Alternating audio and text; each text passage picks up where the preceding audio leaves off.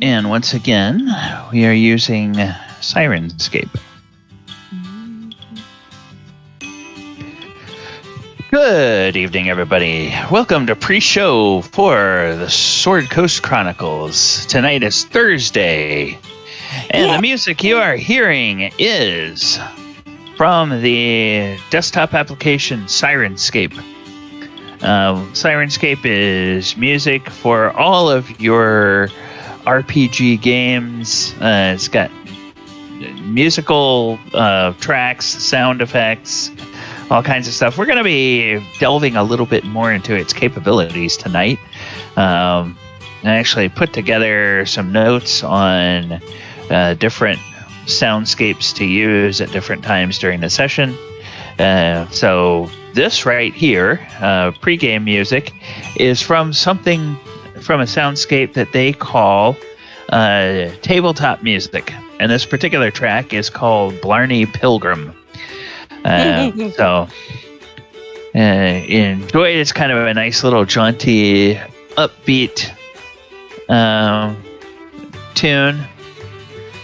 And I'm going to turn the music down just slightly. Just slightly. Just slightly. Hey, guys. Hey. Hey, Jane. So how can we listen to that stuff outside of... Oh, yes. What you can do is if you go into the Discord and you see my badge, it has a little live button next to it. Mm-hmm. You click on that, it will launch the stream, and then you can hear it. And according to what Ivy told us, if you then actually go into the Discord, that particular stream window that pops up, and you click on that window, you can change the volume for that window. So if that music is too loud for you relative to the voices, you can turn it down for you, but it won't affect how everybody else hears it or how the stream hears it. Because I have it set at a volume I was testing a little bit earlier where it will be audible on the stream, but then I can turn it down in the master volume control in Sirenscape, and it'll put it just to the edge of the background, just where I can barely hear it. And then when everything gets really quiet on the stream, you'll hear that music in the background, so there won't be just like complete dead air. Gotcha. Okay, so it's working. Yeah, that was kind of the goal of wanting to put something like this, so that we could have a stream, and while people are thinking about what they want to do or what they want to say, it won't just be complete dead air. There will be something in the background, whether it's a sound effect or whether it's some music or whatever. All right, and I'm going to go ahead and turn this down a little bit further because the clock in the system tray tells me it is a couple of minutes after 8, and most of the players are filing in to the channel. And it is time for us to get started with our session. All right, welcome, ladies and gentlemen, to Sword Coast Chronicles session number 70. A session that I am calling At the Yawning Portal. Because last time in this session, we split the party.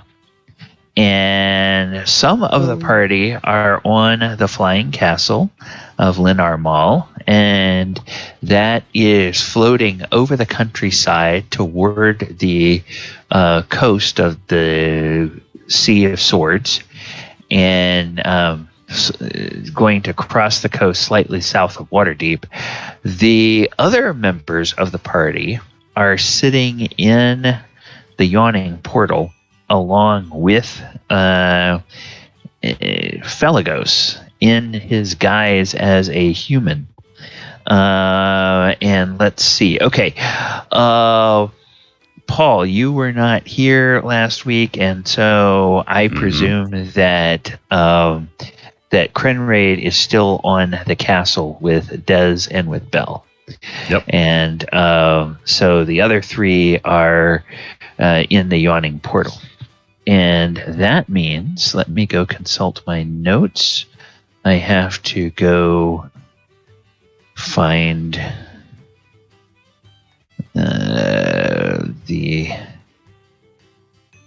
find this soundscape and bring this up. Okay, so those of you are sitting in the Yawning Portal.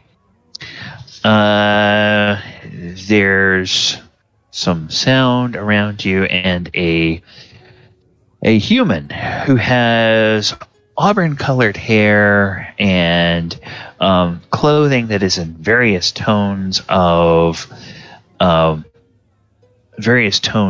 bronze and brown and kind of metallic colors like that. He has sat down with you, and he has said, "Oh, I have some news."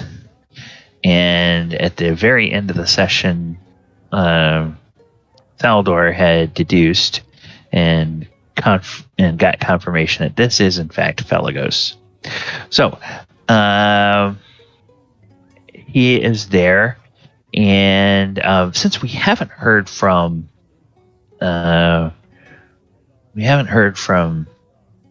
Krenraid in a bit, let's just quickly pop to the castle and determine, Krenraid, what would you be doing? The castle is making its way towards the coast. Dez has been working on his equipment, and Belle has been doing her best to keep the giant children entertained. What would Krenraid be busying himself with doing? In a castle in an undisclosed location that I'm very confused I'm in, I think I would probably be looking for the armory.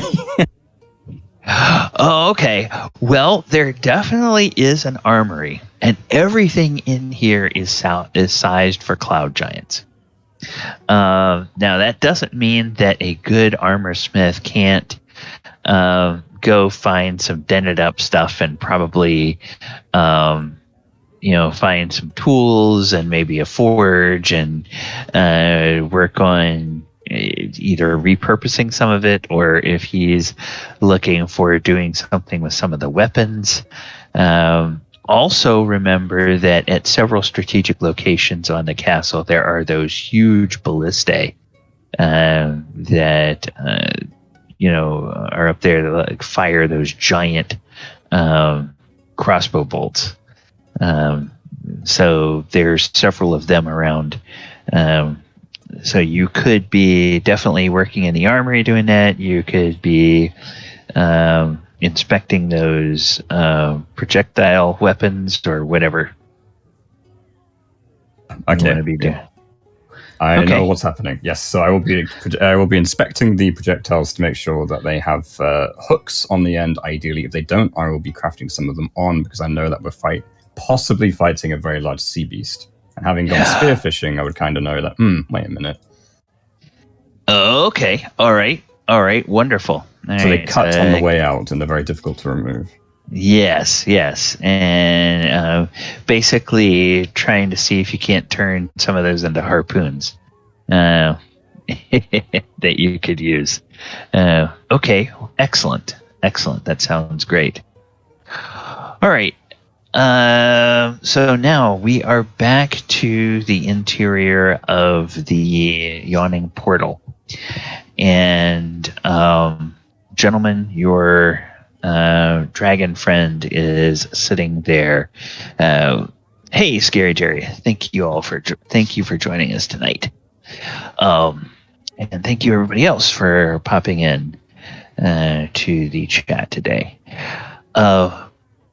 So guys, I found out some really, really amazing things, he says. Will do enlighten us, Lord Felgolos.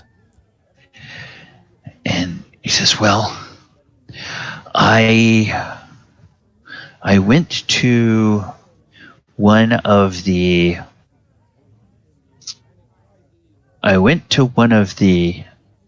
silver dragons that I know that lives here, and her name is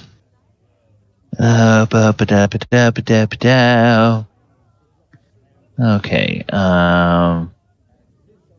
What the heck is her name? Gosh darn it! I just had. I'll say, Fallinger looks like he had a night on the town, doesn't it? Yeah. Whoever this dragon was must have been good looking because he seems a little flustered. Wow. You might have had a little too much fun.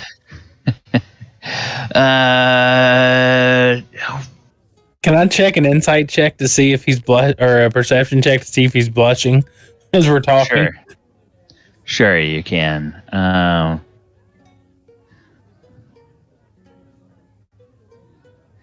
There it is. Okay, golly. 12.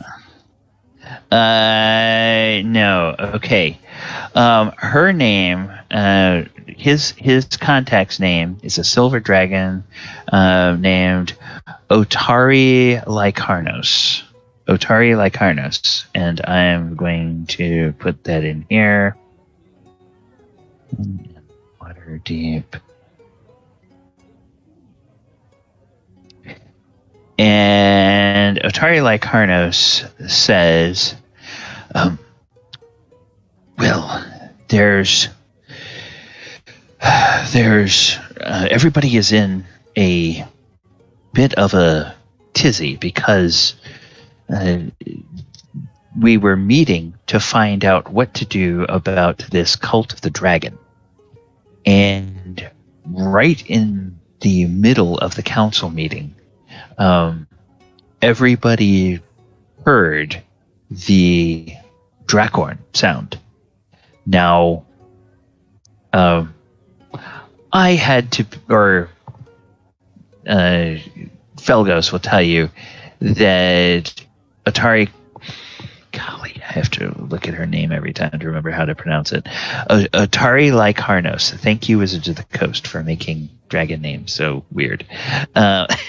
Otari Lycarnos told me that she had to do a little song and dance about how she knew what the Drakhorn was, because of course all of the other attendees of the council meeting were in fact humanoids.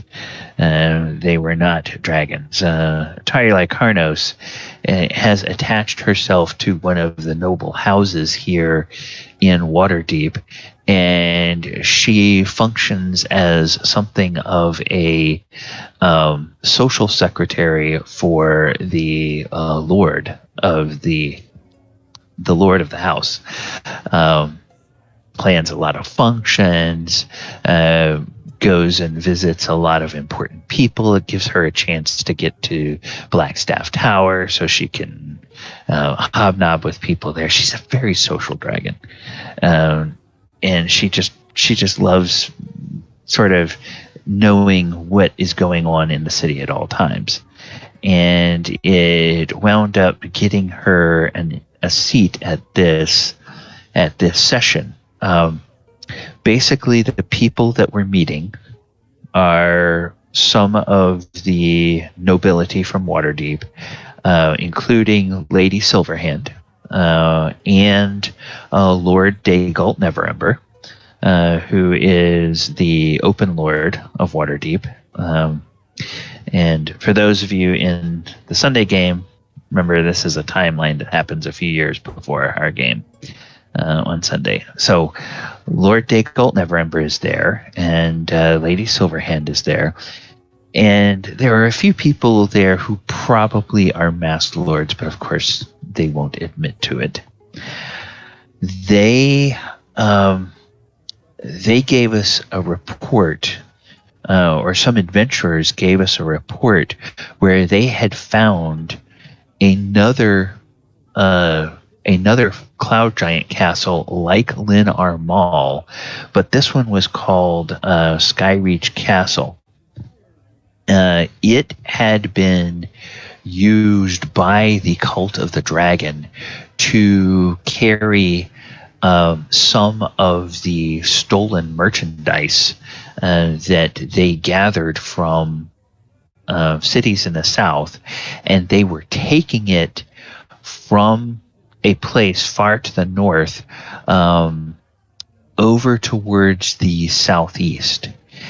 And while most of the counselors did not have a notion, Otari Lycaro says that she checked a map later in the day and correlated that with where the castle crashed. And its flight path looks like it was headed towards a place called the Well of Dragons. Now, the Well of Dragons is a large volcanic formation, and it is called the Well of Dragons because it is a favorite haunt of red dragons. And if you were a draconic cult and you were wanting to try to find a portal to the underworld, or a place where you could create a portal to the underworld, doing it in the heart of a volcano might not be a bad place to put that, especially if you have red dragons and some other creatures that are immune to fire in your ranks. So it seems like there's a lot of interest in exploring this Well of Dragons. Now, Otari Lycaro says that there was a disturbance, and some news was brought to Lord Neverember that immediately caused the meeting to get canceled very abruptly. She wasn't sure what that news was, but before they adjourned, they did ask that a writ be created to solicit adventurers and deputize them with emergency investigative powers to find out what may be going on near the Well of Dragons. This isn't the first time I've heard of this location. Oh, it's not? No, someone else talked to me about the Well of Dragons. Really? So, news from two sources naming the same place. That is promising. Yeah, I feel like we need to quickly figure out how to rescue our giant friend and then move on to this thing, because I'm very interested in this. I want to get back to this Cult of Dragons. I've got a score to settle. Oh, yes. Anyone who is meddling with powers like bringing Tiamat into the world, I think even we metallics would think long and hard before doing anything like trying to bring an aspect of Bahamut into the world. He's a bit of an absolutist, and him showing up might cause more problems than one might think. But definitely Tiamat is bad news for everybody. Not least of all, we metallic dragons. So we definitely want to see this stopped. But you are right. If I have any guess, Mordenkainen knows more than he has told you all, and there may be some connection with King Hekaton and helping to stop this cult. The king may be able to do something that would assist in this matter. Yeah, I get that feeling that we're on a need-to-know basis. Kind of familiar with that. Indeed. Yes, we need to know more. Yeah, Mordenkainen, he's got to maintain that big head of his. So I think he tries to keep stuff close to the vest oftentimes. Yes, he can be as frustrating as a copper dragon sometimes.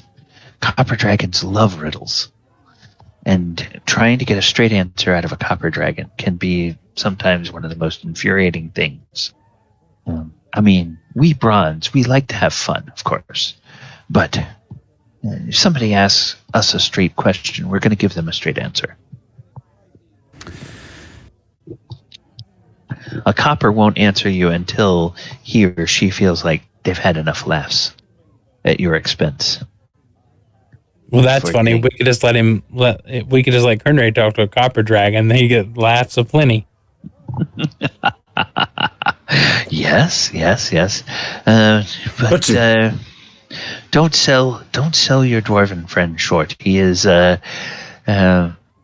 extremely effective at what he does, and sometimes being straight and to the point and very blunt can be a perfect way to force a riddler to trip over themselves and reveal more than they think they are. Oh, don't get me wrong. There's no disrespect to Master Krenraid. He is a man of many talents.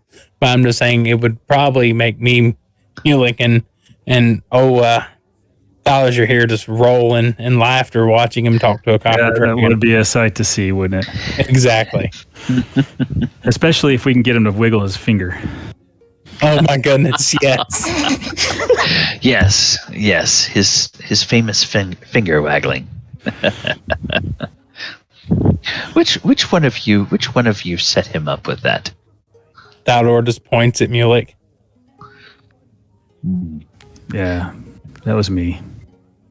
But he had the device. I just empowered it. Well, I'm glad you gave him more than a mere parlor trick to do with it. Something that will actually help him in battle. Well, he's mostly used it as a parlor trick. Our goal is to get him to use it more effectively. Yeah. Well, let's just hope he gets the parlor trick out of his system. I think he had a good one. He got out of his system from the bathroom story. He told us. Oh, let's not go there. Yes. Okay.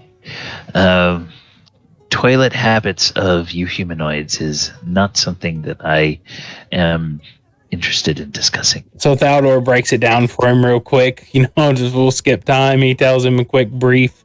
Well, he was in a tub, met some other weird dude, used his ring and told him he was a wizard. And Felgolos just covers his eyes with this hand, this palm on his face. It's like, yes, well, hopefully nothing bad came of that. No, it was all in good fun, apparently for him. But no, it's been a trip. Like I said, Copper Dragon and him, I would have to sit back and try not to laugh so hard. And then he says, there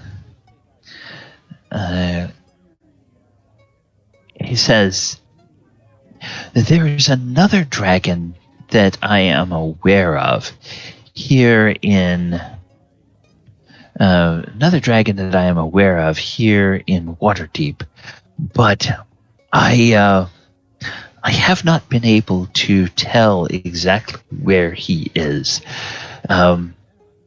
His name is Oranax. He is a gold dragon, and I was hoping that I might be able to find him and talk to him while I'm here. I plan to stay maybe the rest of the afternoon, seeing what I can find here, and then I might either make my way towards the castle, or if I find any other leads, I might see if we can get a message to another dragon that I know of who does not live too far away from Waterdeep. But I want to begin passing the word about our errand. It's clear that currently my friend Otari Lycarnos is involved in whatever is going on here in Waterdeep, and her absence would be noticed. So I doubt she's going to be able to come with us. But perhaps there are some others that I might be able to convince. Did we, out of character, did we tell Lord Felgolos about the ship, what we found out about the ship? No, because he has been doing the talking, and he is just about to turn around and say, "Well, that's enough about what I found. What have you found?" Well, Falager?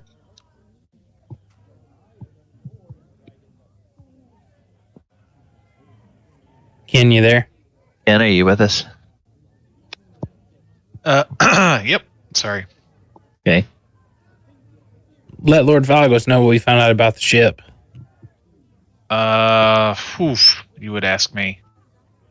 Out of character, I kind of forgot. We know it's made in that port underneath Waterdeep. We know what it looks like now. And we kind of know where it's heading, but we know more about it now, apparently. But we can't get to the place that it was made, apparently, or something like that. Oh, Skullport, you say? Skullport. Now that is news indeed. And then you go ahead and you tell him a little bit about the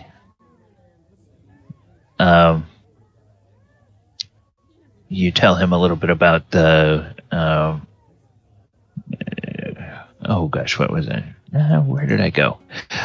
There I am. Yeah, out of character in my notes, I've got we're looking for Castor Whitley for info regarding the Markov. If we flatter him by calling him Lord, I can't remember what that was. We met him. That's where I met him. We met him, and that's where we got the info from. Okay. Yeah.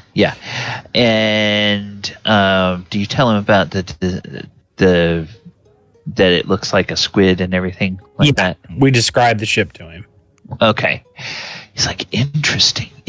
Well, that certainly makes it distinctive, and certainly would make it easier to spot from any random ship that might be spotted out over the trackless sea. Now, if we can't find any further details about it, or if you're not successful in being able to scry it, then I would definitely hope that I can recruit at least 2 or possibly 3 other dragons to help with the scouting. I think if we have 3 that would or be 4, fantastic. Yes, if we have 3 or 4 of us on the castle that can fly ahead and back ahead of a few hours, and one or two of us range ahead, others range out to the side, especially as we get closer to these purple rocks, then we will be able to find it more easily. I'm still hoping that when we get close to Maelstrom, you can make contact with Princess Sarissa, and she might be able to bring us some personal article of King Hecaton's that we can use to try to scry him directly. And that may help us better pinpoint it, because King Hecaton, if you have an object that is associated with him, something that he normally has worn, or something. Wait a minute. Oh wait, for Mulek, the conch. We've got the conch. Was that his conch personally? Yes, I believe so. I mean, it's associated with him. Would that work? May I see that conch? I think Krenraid still. No, do we have it in the bag, or did Krenraid hold on to it? It's in the bag. It's in the bag. Okay. I'll reach into the bag and hold it out to him. Okay, he takes it. He looks at it. He says, "Well, it looks like a conch that is." You see this rune here? It looks like this rune is keyed to a specific location. Now, do you know if this is the only one of its kind, or were there others that were made like this? Would that know that? I don't know. With a mastermind feat, Feldor would remember that, because it came up in conversation. And it's been less than 30 days. Yeah.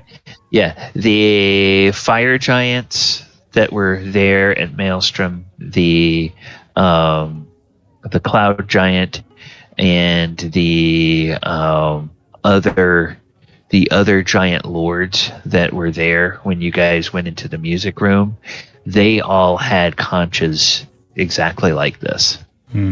Yeah, there's multiple of them, but I'm questioning the fact if these were presented by King Hecaton himself. If they were, it means he had a direct connection to them. Well, yes, but a very tangent connection to them. He might have created them and given them out to people. Perhaps at one time he gave one to the Countess when he believed that the Countess was loyal to the ordning. She may have had one so that he could summon her to Maelstrom. Well, that makes me think, Lord Felgolos, if he enchanted it, I look over at Mulek. If he enchanted it, wouldn't that put a bit of his essence into it? Is that how magic works to a degree? Well, not as much. Felgolos leans back and he picks up his wine glass and he sort of swirls it.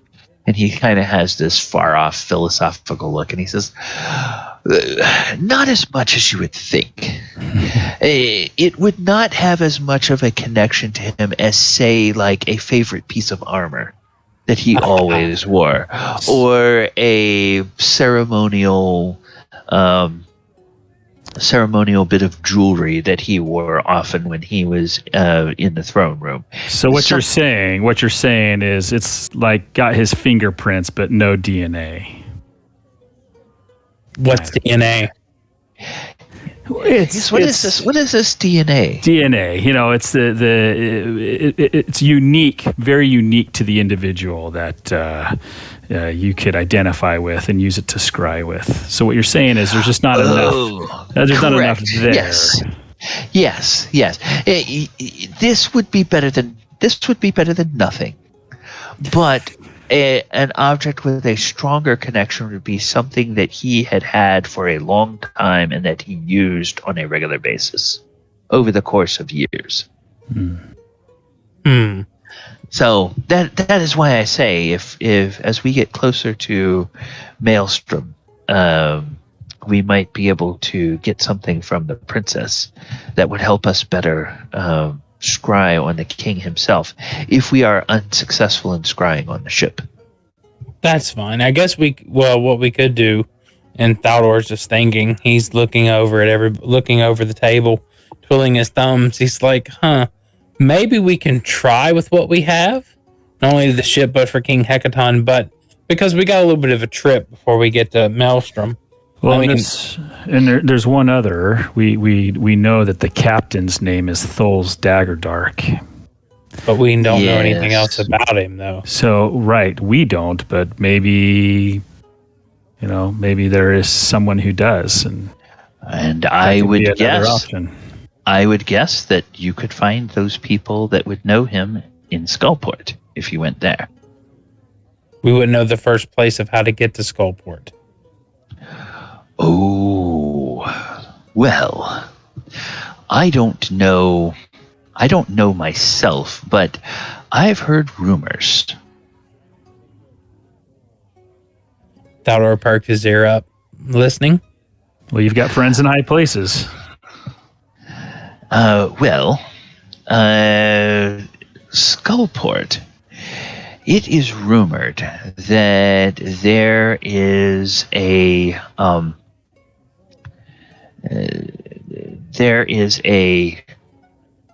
series of sea caves just to the south of Waterdeep, and that those sea caves are large enough to sail a ship into, and that Hallister Blackstaff himself created portals that can be activated by those who know the correct ritual or command word.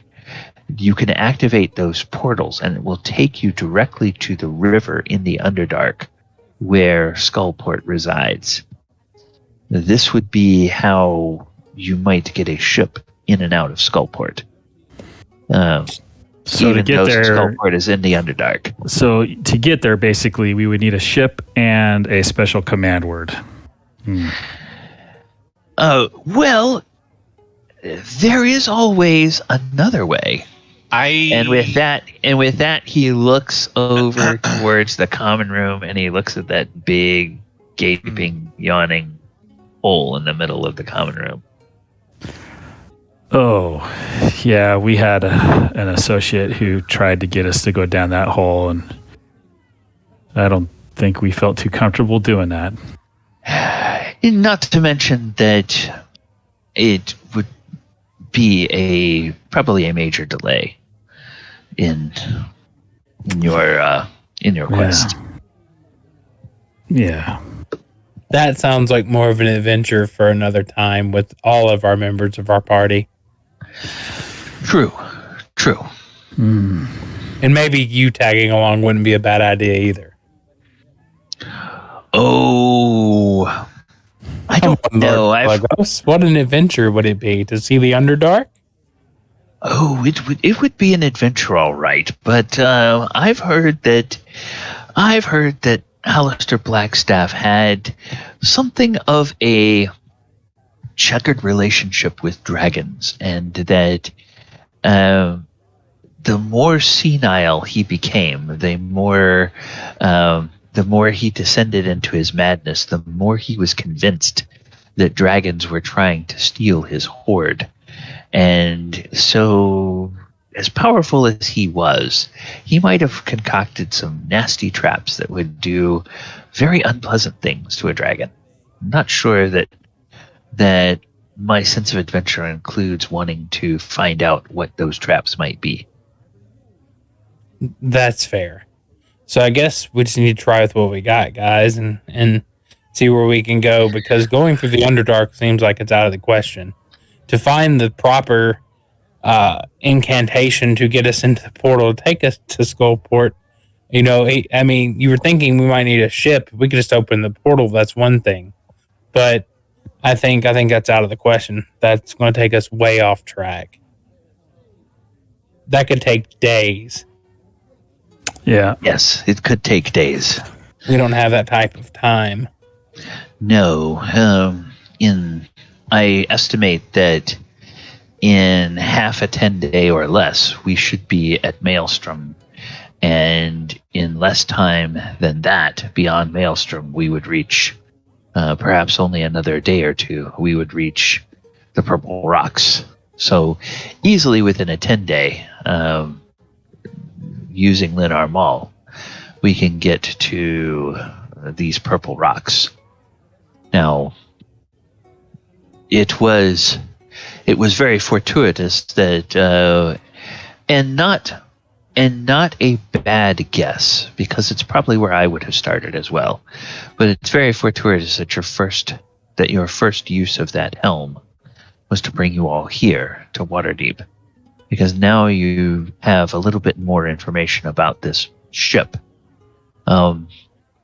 Falazar, I know you had talked about using the helm to travel to other ports. Did you still think that would be something of a necessity? Or if you did travel to other ports with that helm, do you have any idea what you would be after or what you would be looking for? Well, I think it would be good to be familiar with certain aspects of the cities and the ports themselves, in case we have to get somewhere in a hurry, and maybe knowing an exact place or location would be even better served going there. So, and out of character, do we feel like we're going to have to go up near Luskan anywhere? Way up north? Do you have to? No. It would be a question of whether you want to, whether you guys believe as players or as characters that there would be a good reason for you to go that way. Because you know that the ship has gone out to sea, and basically since it's far to the west, you would just basically kind of go on a straight line towards Maelstrom from the coast. And get there, and then beyond Maelstrom, you would just angle for the purple rocks. So there's no reason to go along the coast, because that would just delay your trip. I wouldn't mind maybe having an ability to get us to the extreme far northwest, like Luskan or something like that in the future if we needed it. It'd be such a long trip to get there by land and the sea. Well, Mulek's familiar with Luskan really well. I mean, we could always pop it on him, and pop goes the weasel. We're there. Yeah, that's true. Yeah, I say we wrap up our affairs. I think we start making our way via the castle as soon as possible. Maybe gear up here while we're in Waterdeep before we leave. Take advantage of what the city has to offer. Sounds fair. If we need to replenish our supplies. Make I was our also way. thinking, Mulek, how about this in Falazar?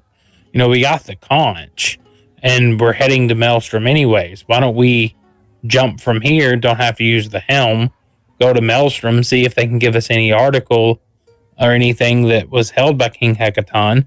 Then we can use the helm to teleport right to the flying castle and scry that way. That way we kill two birds with one stone. Yeah, that's a good idea. Yeah, sounds like a plan. I try when I can. You are the mastermind. Sometimes. And Felgolos says, that's actually a really good idea. That's a solid plan. Meanwhile, like I said, I will spend the rest of the daytime here trying to see if I can find Aranax, or if I bump into any other metallic dragons. I know there are a few who call Waterdeep home. They are the social kind that like to blend in with humanoids. But I'm sure they will have been disturbed, like me, when they heard the sound of the Dracorn. So perhaps there's...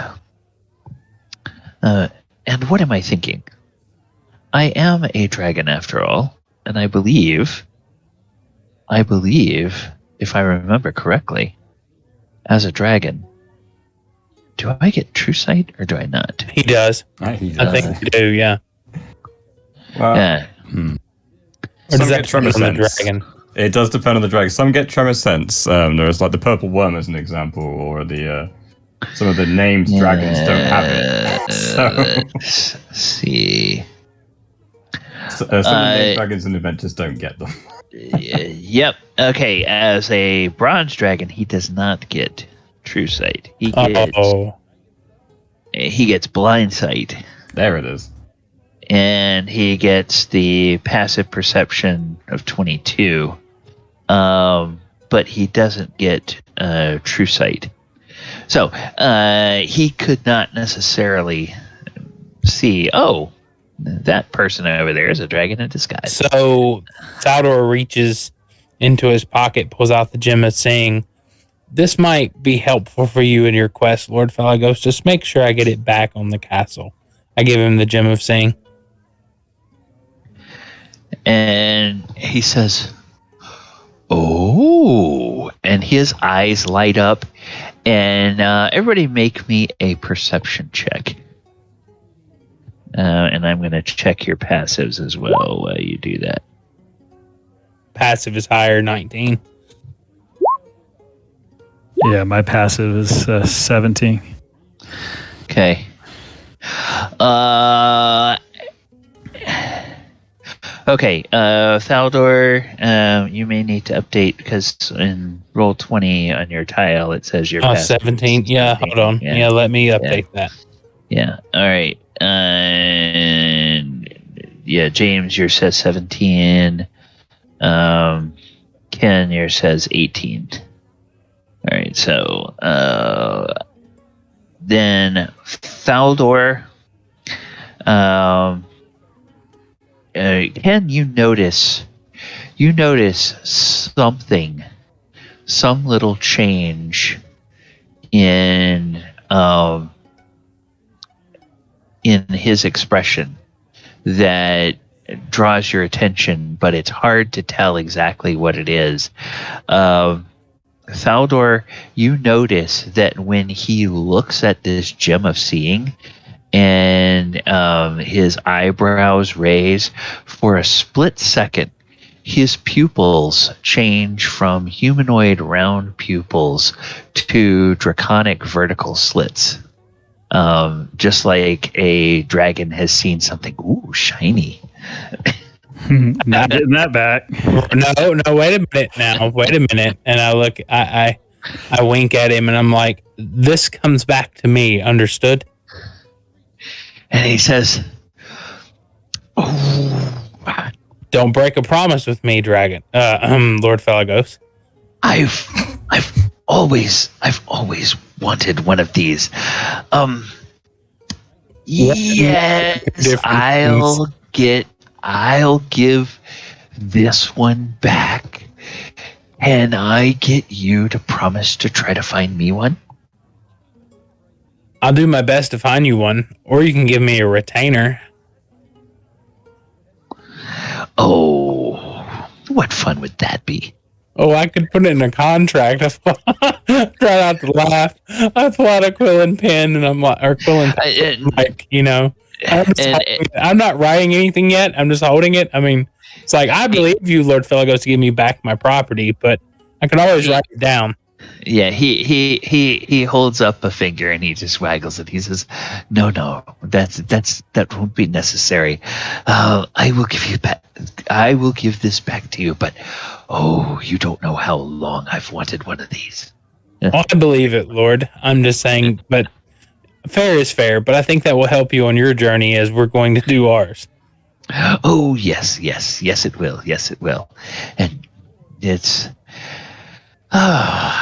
And it's a good thing. And he just looks around reflexively, and there's nobody too close to you, and nobody's really close enough to hear your conversation at a normal level at the table you guys are at. He says, it's a good thing that Volo is not here, because Volo would then want to turn it into some sort of grand escapade or a grand story that you would have in your possession a an item that had once been used by a dragon. That just adds to another piece of treasure that a dragon has touched to put back in my repertoire. Yes. Unfortunately, I don't think I'll be able to hold on to it long enough to have it gain any hoard properties. But that's fine, because I pull out I think it was it a platinum or a gold? No, I think it was a platinum. A platinum, yeah. So I pull out that platinum and slide it across the table. I was like, what about this? And he reaches out and he touches it, and as soon as he touches it, his finger just like, it's almost like it burns him. And he looks at it, and then he looks up at you with this very curious look in his eyes. He says, "That was in a dragon's possession for a very long time. How did you come by that?" I'll tell you that story when I get my Gemma Singh back. Deal?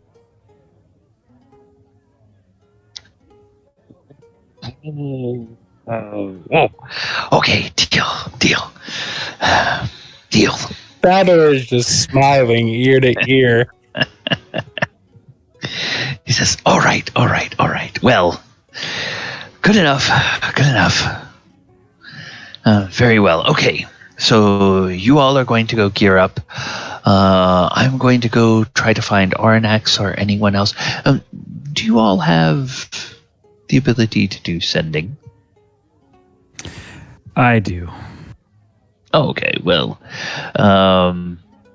then if you are not going to be back to the castle by nightfall, could you just send me a message? Make sure that I can tell the Count and your other companions where you are and that you're okay. Yeah, and sorry, are you planning on being back by nightfall? Is that when do we plan on departing? Need if the Count is doing what I think he's doing, he is steaming towards Maelstrom and he's not stopping. Oh, he's already moving. When he crosses the coast, he's going to keep on going. Gotcha. I can fly faster than the castle. There's no need for him to wait for me. You all have the helm of teleportation. There's no need for him to wait for you. Duh. Yep. I knew that. Right, Mulek, but I look over. What did you slip into my drink? I'm making some forget me not and oh no. No, I didn't do that to him. I didn't do that to you, Mulek, I promise. How could he know? He would forget. Right, exactly. It would knock him out first unless he resists. Like if he rolled like really good constitution. But no, so the thing is, what do we need, Mulek? I mean, I'm pretty set, but what do you need here, Falliger? What do you need? I would like to pick up some more incense and maybe a little bit better shield, if able. It's not critical, but if we're able to. That shouldn't take us an hour, maybe tops. Close by, but I would like to restock my incense. That's fair. I mean, if they had any better armor I could wear, that would probably be something I could use. But I mean, it has to be. I could splurge a little bit on some armor, but Ballinger, what about you? Well, I do got this 10,000 gold burning a hole in my pocket. I just don't know what to spend it on. Well, you could spend a little bit of that my way if you'd like. You could buy me a new set of armor. Well, what kind of armor are you looking for? In all honesty, I think the only armor I can wear is light armor. So that was out of character. Light armor. In character, I've got this leather I've had for, God, going on years. I need something a little bit more stout, but stealthy. All right. What are you thinking? Maybe studded leather, maybe, which would give it, can deflect a few blows, because I can't wear a chain, can't wear a plate. wouldn't work out real well. I mean, I guess I'd have to see an armorer. I mean, if it's on the way to pick up Mulek's incense, I mean, I'd be glad to see if we got something. Maybe something there for you. Maybe a new chain shirt or something. But wait a minute. Didn't Krenraid say he was going to make you a mithril chain or something? No, he's going to make me... Boy, if I really wanted to splurge, I could try to get some mithril plate. Adamantine. Say that again. Adamantine. Adamantine. Oh, so that's Mulek speaking up. I don't think... Out of character, does adamantine... No. Yeah, it's not better than plate. It's what we've found so far. What? We found a bunch of mithril, didn't we? We found it in some spear tips, but not enough. We do have enough adamantine to make something out of it, but we don't have enough. Out of question. Yeah. Out of character. Now, you would know this. Yeah. Thaldor would remember this. Like, how much mithril did we need to finish so we could make a really good set of mithril plate? Did you want plate or mail? Plate. Ooh. Because then 30 pounds, right? Did we have 30 pounds of mithril? And we needed how much?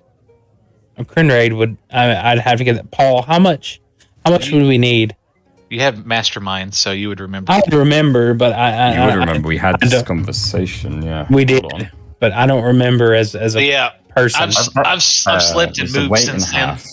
Well, we came up with a decision with Galley as well, and it was basically our own take on the weight and how much we actually have. And I think full plate, half of that in the weight is what we need, I'm pretty sure. So I think if we look at the full plate weight, you should tell us. Full plate's what, 75 pounds, 80? I think it's quite heavy. Let me check.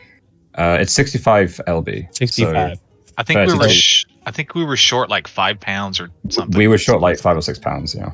So I think that is actually in the bag of holding, so that is for you. Uh-huh. Yeah, let me pull out 30 pounds of mithril here in this bar, right? Yeah, it's in my bag. Watch Lord Felgolos just look across the table really hard. Out of character, would have Krenraid we have 30 pounds. Did Krenraid want something? I mean, it could be good for me too, but it's better for you, and that's what matters. Oh yeah, definitely. But didn't you, out of character, want something? Weren't you working for something or wanting something? Various things, but I think for the mithril, this matters more. Yeah, but I'm just saying, while I'm here, I can pick up some stuff before we can start on with this. Told any of us something before we left that you're there. Can you? Well, we've had these conversations in character, so. I haven't described it to you recently or in character, so I don't think you would know this. So carry on. That's unfortunate. Okay. Yep. So, could just buy 6 pounds of. Well, I wouldn't go that high. Go 10 pounds of mithril. Yeah, 10 pounds. What you would know is I'm after a javelin of lightning because you heard me talk about it. That's the only thing I think. You had a javelin of lightning at one time, didn't you? No. But I was with Fallujah when we were in the store together, so he would know that was the case. Okay, here we go. We're going to do a speed run through this. We would like to, Galiban, find a magic shop where I can get 10 pounds of mithril. We can get a +1 studded leather armor. Yeah. First of all, 10 pounds of mithril, you're not going to find that in a magic shop. No, I have it.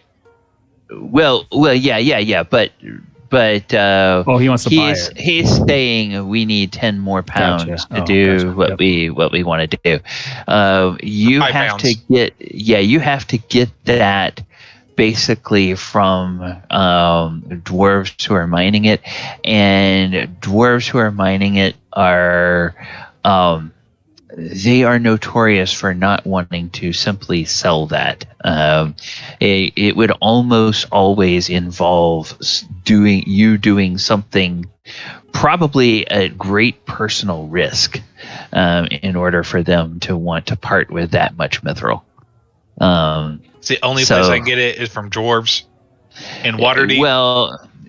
because the people who have it in Waterdeep, they are artisans who have already bought that for a specific purpose and are using it for something. What if I just bought some mithril armor and then we melted it down or something?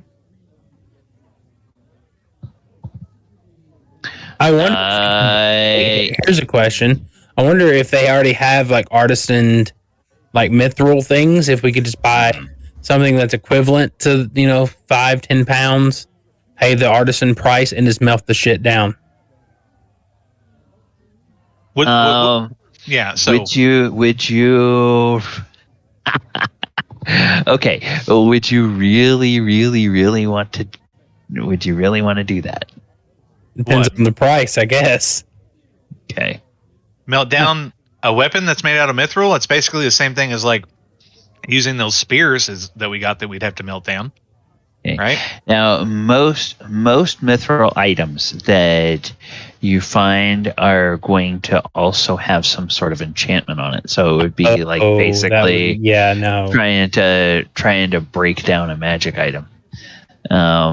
Because the stuff is so rare and the stuff is so highly sought after that if people make something with it, they're going to go the extra mile and put extra kinds of enchantments on it. All right. Well, we're going to go look for a +1 leather, studded leather. I'll help you with the cost of that. We'll look for a javelin of lightning, and then, damn it, we're going to go find some dwarves and see what they want me to do to get some mithril. Okay, so before we go do that, I look at Lord Felgolos. Knowing the layout of the castle, mastermind, DM's Bane, was there any other spears or anything in that castle that had mithril on them? Well, there were the ones that you found from the throne room that you got. Were those mithril? Yeah, those were. They were 15 pounds a piece. I think that's what you said of mithril. They were 10. I think we have 3 of them. So we have 30 pounds of it. Yeah. So there was 3 that we found. So I look at Lord Felgolos and I go, Lord Felgolos, is there any way we could barter with you for an additional 10 pounds of mithril from the castle? Well, it wouldn't even need to be 10 pounds. I mean, we could get away with 6. I just wanted a little bit extra for Krenraid to work with in case he needed it. And this is for crafting armor? Some armor, yes. I imagine with what's left, Krenraid could craft you something masterful. He is a very talented dwarf. He can make you an ornament or something ornamental to decorate your throne with. I mean, hey. I'm looking for something. Now you're talking my language. If I'm going to get something out of it, then yes, I don't see why that wouldn't be a problem. If we can find another spear or 2 around there. I haven't had a chance to inventory everything. It's I felt that it would be rude to do that right in front of Count Thulin. He's lived so long in that castle and spent so much time, and he really is not a bad chap. I never thought I would be able to get along with giants, much less after one took me hostage. But by golly, that count, and especially those 2 little kids of his niece and nephew, why, they're just so precious. They're good kids. They're growing on me. Oh yeah, literally. So I look over at Fallinger, give him a wink, and I lean over and whisper to him, I guess sometimes I can be a silver-tongued devil. So there's your 10 pounds of mithril. You're welcome.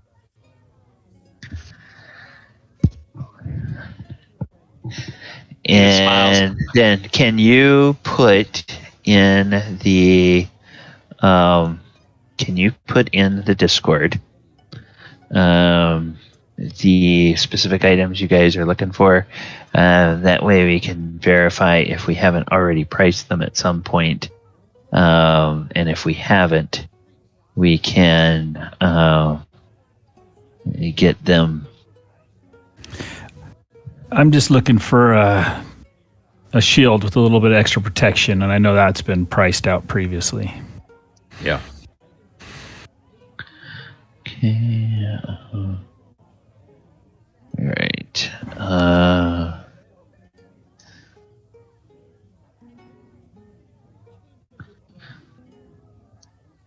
Let's see. Okay. Then shield. Right. Put that in the wrong chat. Hold on.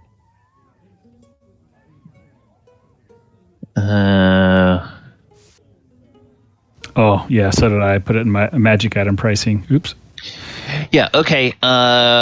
Shield. How much? Um, Hold on. I got that solved. I just want to know how much. Wait, I probably shield plus 1 is 210 gold. Yep. Okay.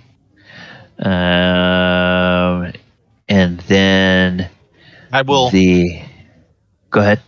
I will buy myself a +2 shield, tower shield, and give you my old +1 for free, Gillick. Oh, okay. The +2 shield is 1,000 gold. 1,110. Yeah, because the shield is 110, and then for the masterwork, and then plus 1,000. I'll take it off.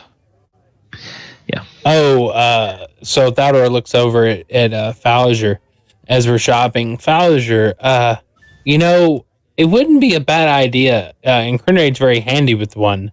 What about a maul that has a little extra oomph for Krenraid? Say what? Out of character, a +1 maul. Oh, out of character. Yeah, out of character, I'm telling you, it's a +1 maul. Maul, in character, I'm telling you, he's pretty handy with the maul and could beat the crap out of anything comes his way. Out of character? You said out of character? Okay, out of character, we're looking for a +1 maul. Do you want a maul, Krenraid, or do you want an axe? I'm more of a maul character. There aren't really any named mauls in D&D, bar one. But you do know that Krenraid has always used a maul from his time as a mason. Okay, +1 maul then. Just add it up and tell me how much it is. And I'll give you whatever I need to help with the studded leather +1. Okay. We'll probably get all that pricing stuff figured at the break, because I don't want to waste time in the session. That's fine. Doing that. All right. Because that's no fun. All right. So you guys are going on a shopping trip. The dragon, is going off to find other dragons. You spend the rest of the afternoon finding what you can from your list in Waterdeep. When you have finished that, what is your next destination? Maelstrom. Yeah. So I guess we'll find an alley somewhere and blow the conch. Okay. Do we? All right. Well, we can't go ahead. We can't go out of character. We can't go pick up Dez, because yeah. Okay, we have to go to the. We're just going to Maelstrom for one thing. We're just going there to try to get something in King Hekaton. Yeah, we're going there to get a fingernail or something. Right. Yeah, piece of hair. And then we're going back to Cloud Castle. Okay. So that's it's like a quick pop in. Hey, the Cloud Castle's on its way. We need something of your father's, and we just take the helm and poof, out we are. Okay. All right. So, you guys go find an alley, and you blow on this conch, and using your passive perceptions, Thaldor and Falliger, and I guess all three of you, since you have 17, Mulek, as this conch blows, it has this very odd note that resonates and rings out, and it almost sounds like, there's a musical note in there, but it almost sounds like the crashing of the sea when you blow this conch, and the air swirls and shimmers around you, and you find yourselves very suddenly in a familiar location. You find yourself on top of this rune here in the hall of Maelstrom, and now there are actually 2 of the Storm Giant guards that are standing there. Actually, there wouldn't be 2. There would just be 1. There's 1 Storm Giant guard there. The other one would be off duty. They don't need 2 people there all the time. And you pop in, and the Storm Giant, he first turns and he looks at you, and he's got a very stern look, and then his face brightens and he says, "Oh, it's you. Welcome." Well, thanks for the welcome. Sorry, we didn't give you a heads up. Oh, well, you are back here. How can we help you? May you take us to the ruling princess? Princess Sarissa. You want to see Princess Sarissa? Yes, we have some information on her father, and we need something of his. Oh, well, yes. She will definitely want to see you then. Come on, follow me.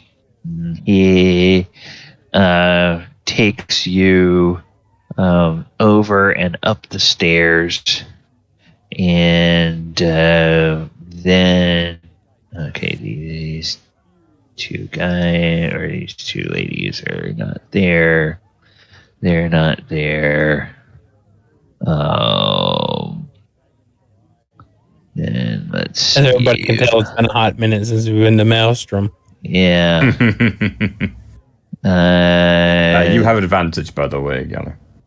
Someone gave the DM advantage. Oh, okay. Commodore. Thank you. Yeah, it was.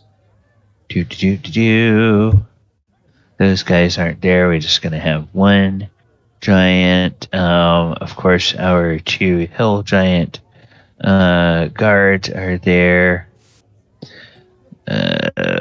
We don't have IG with us at this point.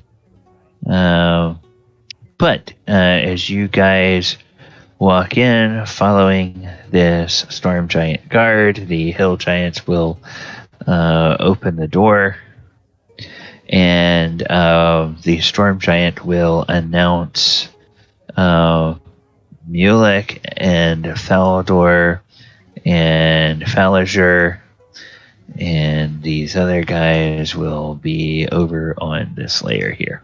Okay. So then sitting up there on the Worm Skull throne are Princess Sarissa, and seated next to her on the right hand is her counselor and her uncle, Imperator Uthor. And as you all walk in and the guard announces you, Sarissa says, "Oh, welcome, guests. Welcome. It's a pleasure to see you again. What news do you have?" Oh, Thalor just like his head swimming from the trip. He's like, okay. Because he would know all this. So he says, okay, well, we're sorry to make our trip brief and short and coming here short notice, but the Cloud Castle, I know the name of the Cloud Castle. Armaal. Armaal is on its way here at our behest. We found out that your father was taken aboard a ship to the Purple Rocks. He's on his way there, that we can tell. We need to know if you have an item of his clothing, maybe any personal, maybe a piece of his hair, anything that we may be able to track him better, to maybe try to stop them before they get to the Purple Rocks. And he bows, and we thank you for your hospitality from the last time we were here. And the ship is called the Morkoth, and we could use any assistance necessary because we might be taking on the Kraken Society and the big Kraken. Mulek, what is the name of that Kraken again? I'm having a brain fart. The Kraken. I don't. Did I get a name? Sacrofel. Did I get that name? I don't remember getting the name. You get the name. Yeah. I think it's in the NPC channel. Sacrofel? Yeah. I think Slarkrithel. Slarkrithel, yeah. With a god complex. Slarkrithel. Yes. Yes.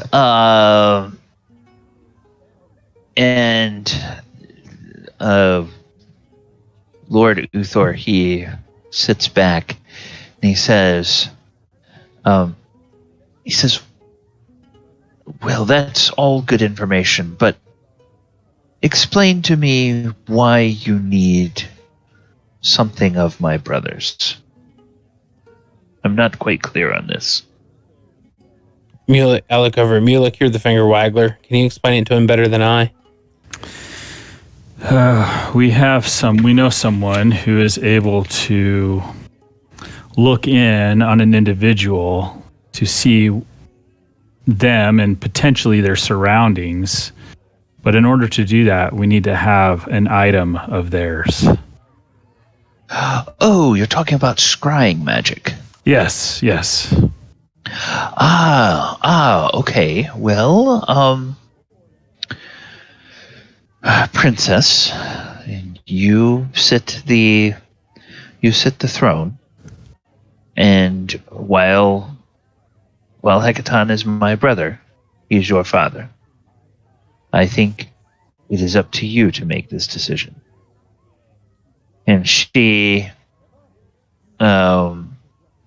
bites her lip, and she looks at her uncle, and she says, I feel like we can trust them. What say you? And he says, they certainly showed us the truth of the rot within our halls.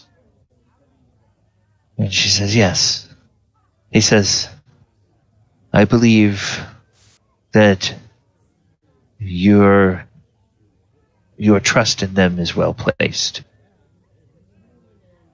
And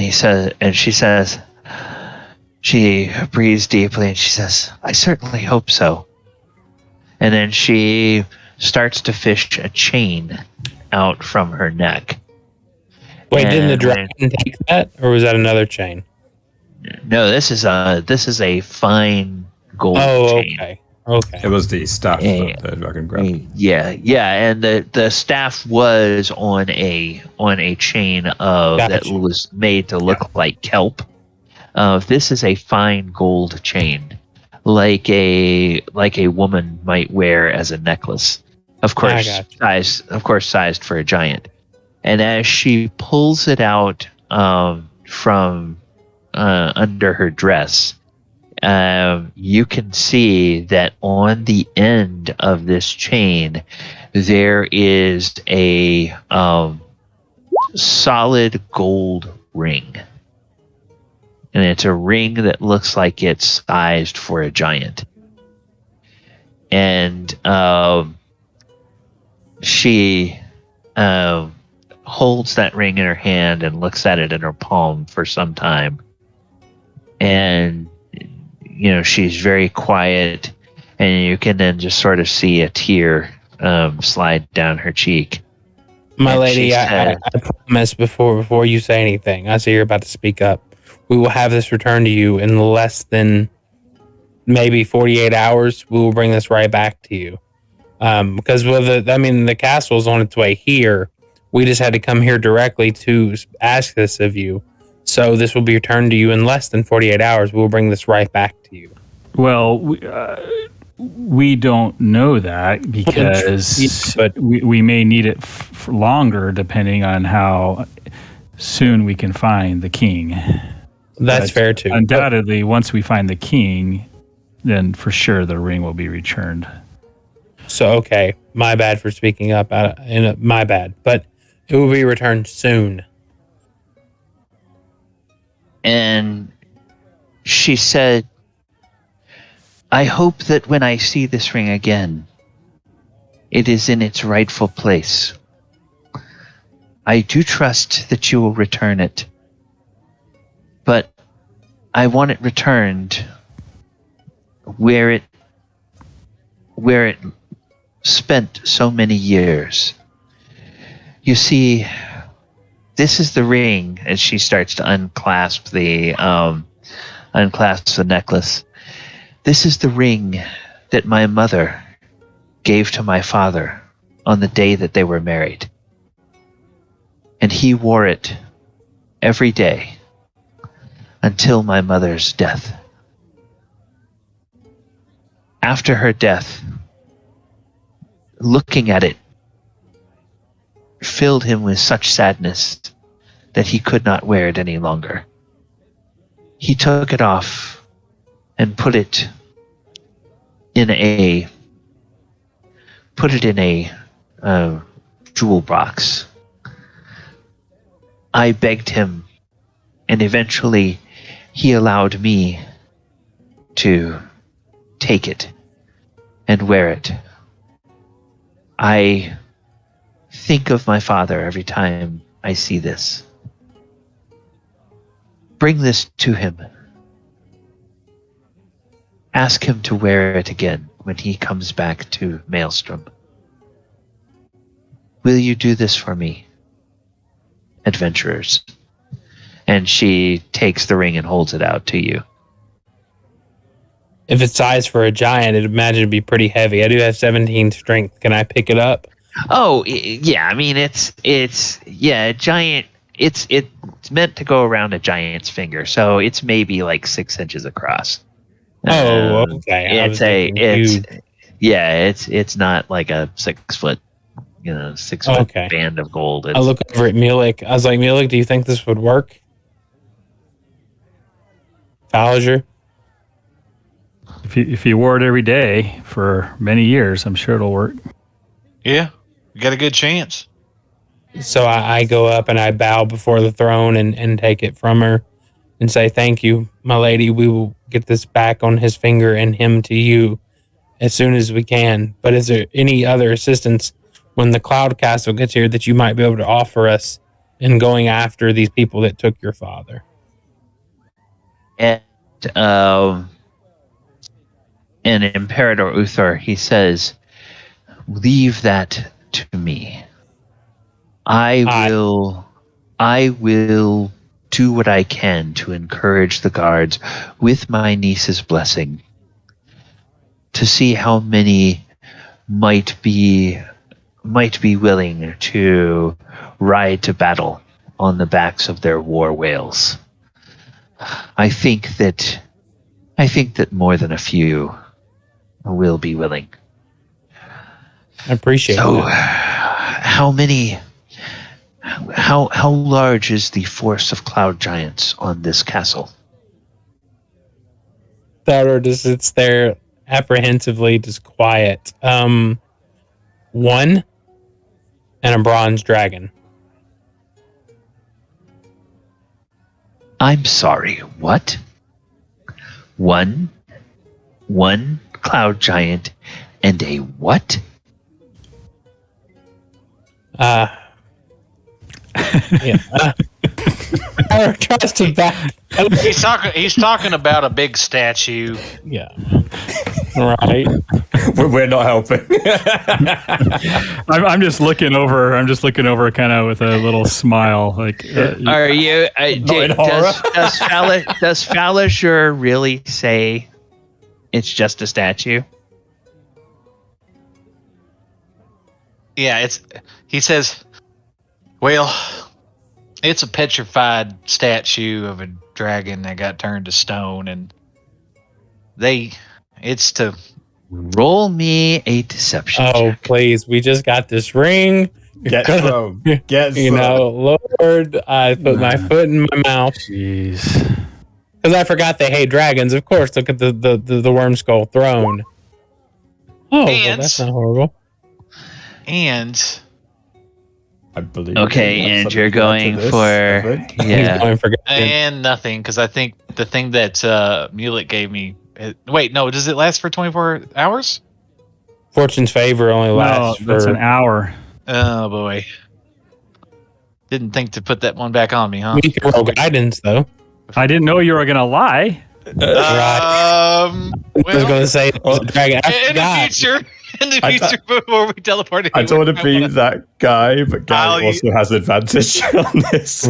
Right? Yeah. I'll use guidance because that's kind of what I do anyway. Yeah, it is what you. It is Yeah, what you it's do. kind of a spell though, so they might pick up on it. I mean, I don't know. Oh. What do you think? Well, it's how. It's verbal and somatic. Yeah. You could Okay. whisper So and touch yourself. make a deception. Well, make a sleight of hand check while you cast your spell. Okay. What? Oh no. Yep, that makes sense. It tracks. I don't know. I don't even know if I want to do that. For a +4. Oh man, It's not worth it for a +4. I'm not doing that. It's just Okay, a flat 19. so you're just doing that. Unfortunately. So then, let's see. It's a okay. I've gotta just double check something here. But Thalor has an idea. If that doesn't work out, he can explain the diplomacy between the true bronze dragon and the cloud giant, and that they brokered peace because something bigger is on the horizon. Well, I mean, I would explain Falasher that, just yeah. made it harder for you to do that. Yeah, I know. Okay. Well, no, Faldor made it harder. Let's keep it real. Yeah, that did screw up, but I'm not going to lie to them. Okay. He relaxes a little bit when you say it's a statue, and he says, "Well, how come there's only one cloud giant on the castle? That seems rather odd. Usually there's a whole staff and barracks full of warriors and whatnot. That seems very strange to find.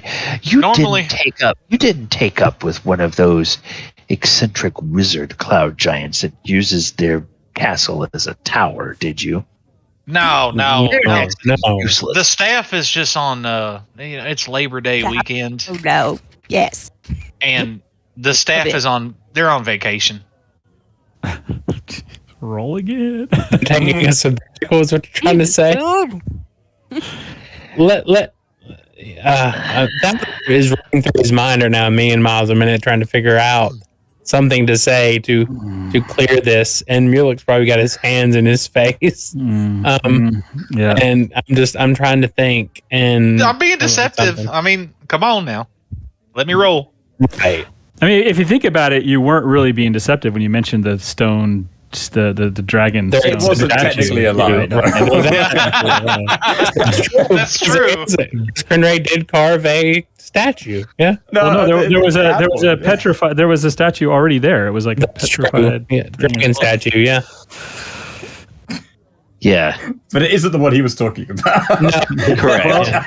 They don't know that. Well, see, they don't like, well, just like us. Now, here's how you can pander that too. out of character, just like us. They don't like, was it chromatic dragons? Like a blue dragon. The skulls are blue dragons, not metallic. They don't like dragons, period. Right, but they don't like chromatic, with well, they hate them worse. Yeah. Right, but with metallic and being a bronze dragon, he's lawful. I mean, I already spit out the words, so what do you want me to do? Well, it's kind of all the same interchange, so asking you to roll multiple deception checks doesn't seem to be, if you're coming back and having a separate conversation, it would seem like that would be worthwhile. So we're just using your 19 for this. Okay. Just like we're using his one. Good. His white lie. Let's roll with it. His one insight check for this. He's like, well, you're going to have to get him to call the staff back. We need. There should be more. Now, we can reach out to some of the other dragon lords, or some of the other giant lords, but they don't have the ability to breathe underwater like we do. And so bringing them here is not going to be as useful. You have that helm of teleportation.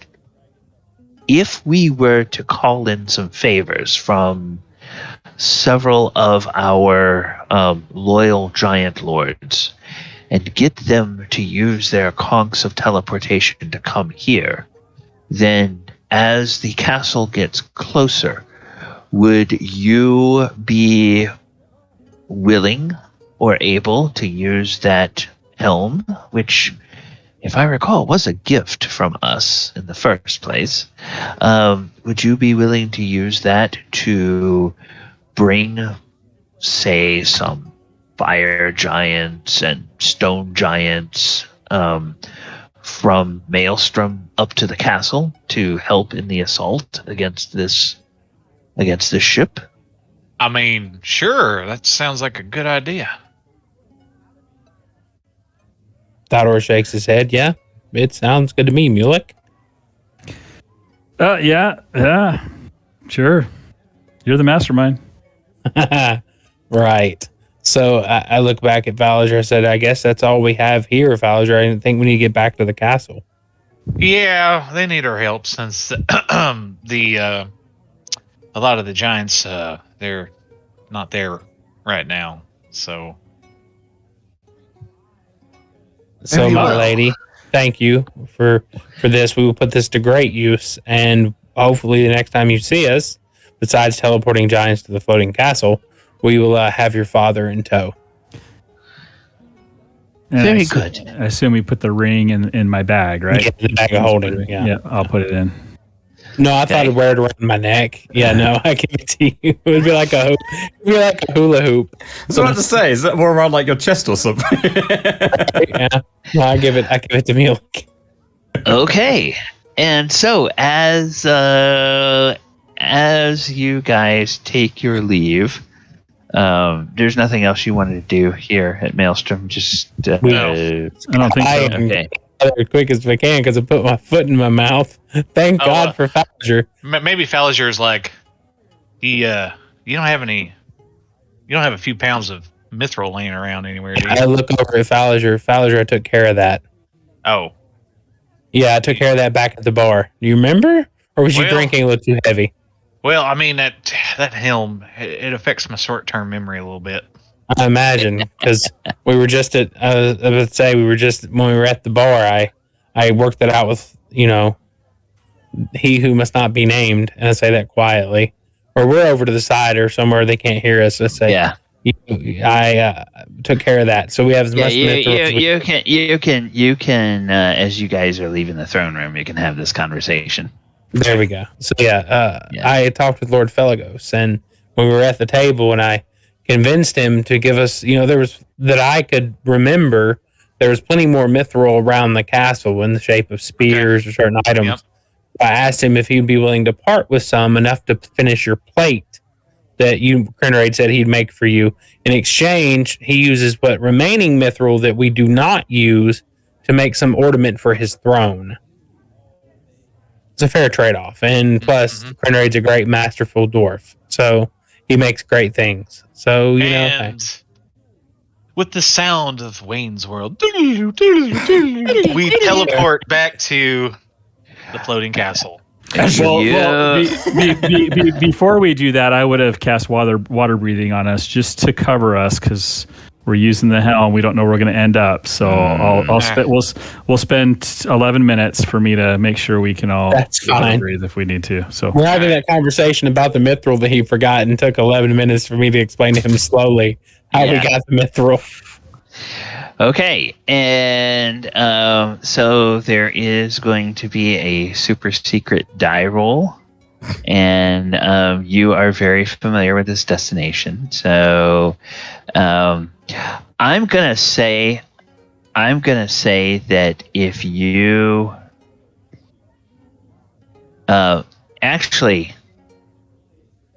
Actually, when you get back there, I'm going to let you roll for something to see if it would come to mind to any of you, how you can avoid having to do this roll every time. And so let's see. Let me do the... Oh, yeah. Okay. The air shimmers around you, and the... sound of the underwater complex, which I never went and changed. My mistake. I didn't change the soundscape for that. That sound is replaced by. Okay, so let's see. There we go. By this sound, and there we go. Okay, the sound is replaced by the sound of gentle winds and blowing, and the sun on your face, and far off in the distance, you can hear the echo of waves as you find yourself on the castle of Armaal. And you are high in the air, and out in the distance to the west, you can see the coastline. It's probably 20 miles away, but you're flying up high enough that you can see the coast slowly approaching. And with that successful teleportation, that is where we are going to take our break. I'm going to go ahead and move the ribbon back over here to the castle, and make sure that we are back in this location. Viewers, thank you guys for joining us. We're going to go take our mid-session break right now. I'm going to set the timer, and we will be back in about 10 minutes. And I am going to find a different sound scape, a different piece of music. Again, all the music and sound that you guys are hearing tonight, other than our voices, is coming from Sirenscape. It is a great little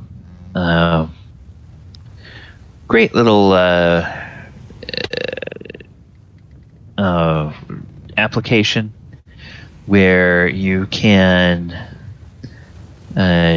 put some fun music for your tabletop games. All right, I'm going to put on a piece of music called A Great Adventure.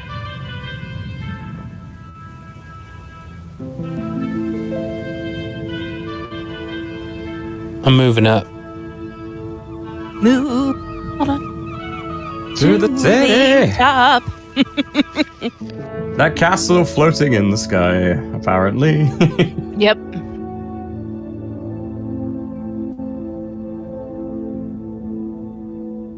Ken, Paul, meet me up. Oh, of course, yeah. Come on up, Heather.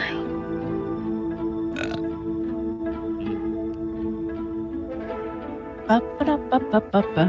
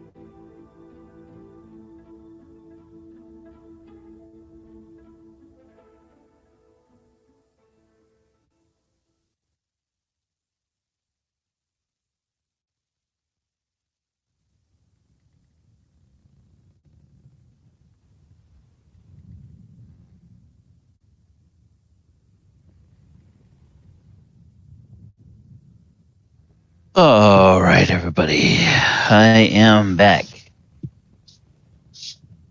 Welcome, welcome.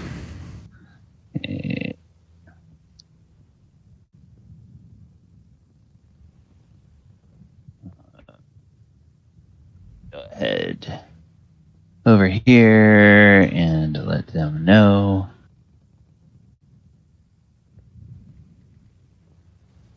Gosh. All right. Let's see. What does she have here? Okay. There we go. All right. Players and viewers, thank you for sticking with us. That break took a little bit longer because I had to find some pricing for some of those magic items.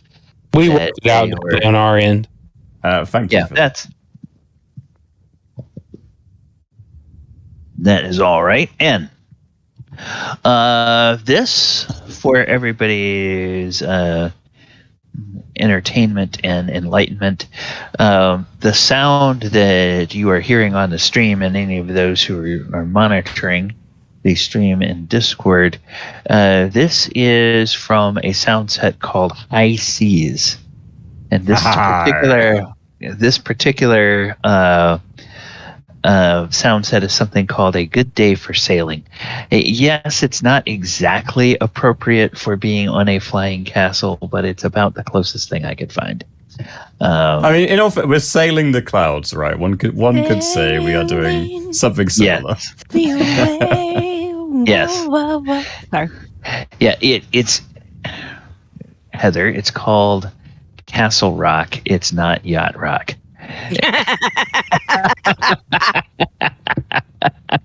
That's awesome. Oh God. So yes. All right.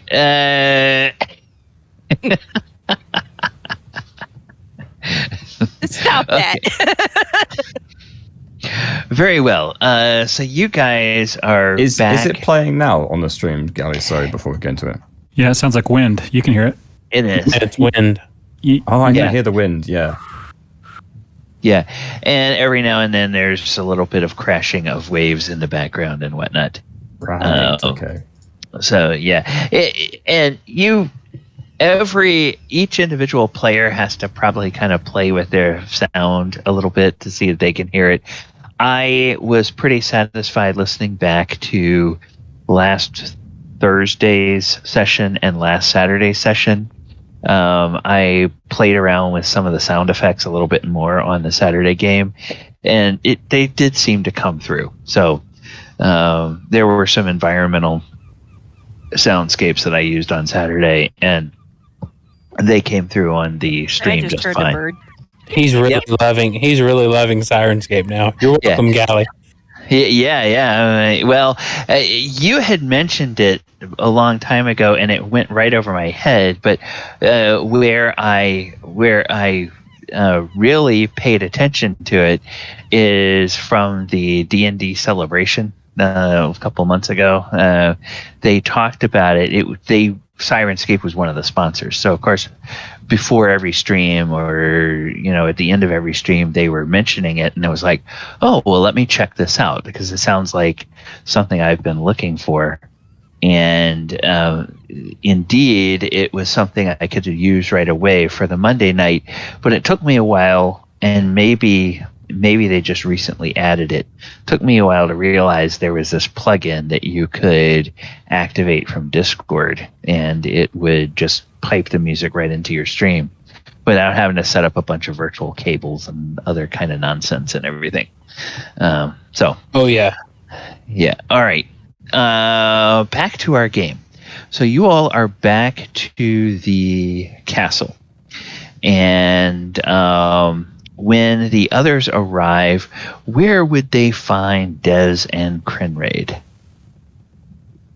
Go ahead. I would pretty much be wherever Krenraid was, just hanging out. Krenraid would probably have taken stock of the amount of ballista bolts we've got and tried to work them into some form of serrated harpoons. Not for sticking in a creature specifically, but for when it does shake it free, it's going to hurt like hell on the way out. So they're serrated outwards, if that makes sense. Ooh.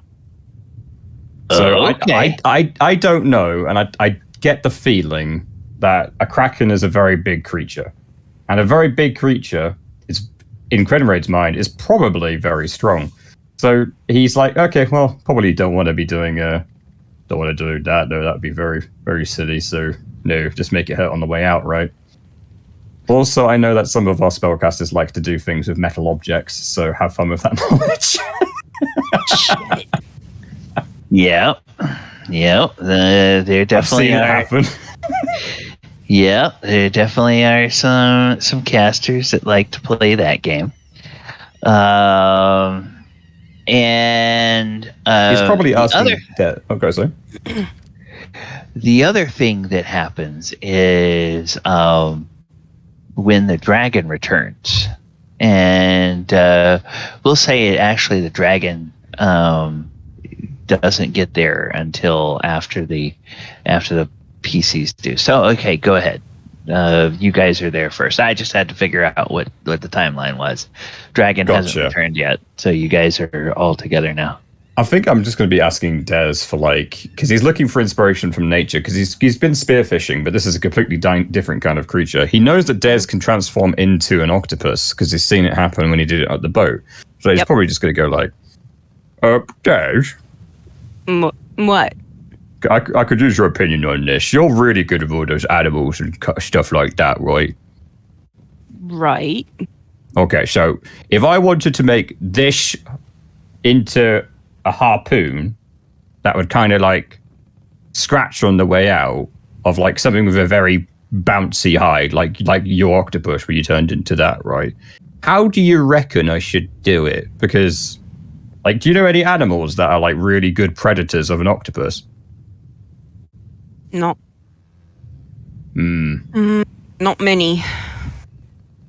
They're very tough. They don't like to mess with octopus. Yeah, that's not good. Too many arms. Too many suckers. Maybe the suckers are an idea. Do you reckon if I made it into the shape of a beak, like you see in an octopus, do you reckon that would be a good kind of grabbing thing?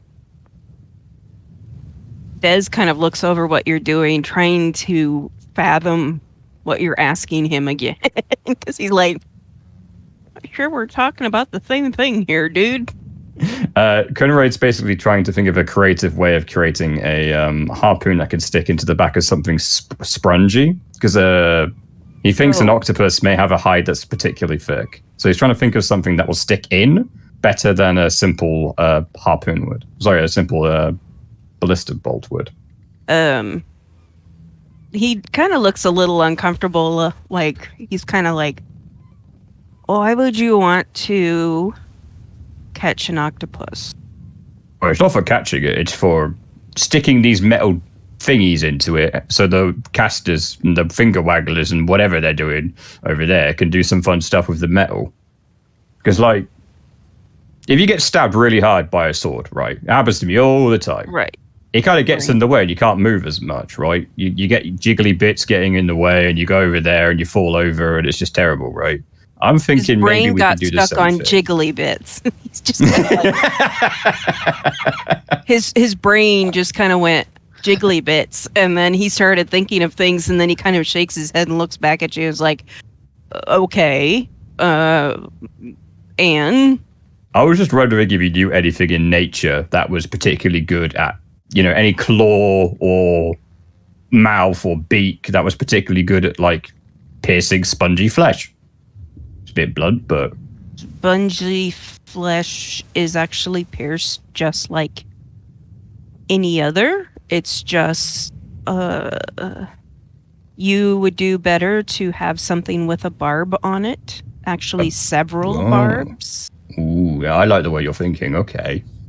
Because once it goes in, it cannot be taken back out unless you cut it out. Yeah, I like that. It's very clever. A bit like a hedgehog. No. No? Hedgehog spines are like porcupine spines. Oh, I don't know those. It's much, much smaller. Could you draw out for me what a barb from one of those creatures would look like? Well, he's sitting there thinking about it. He's like, well, there's...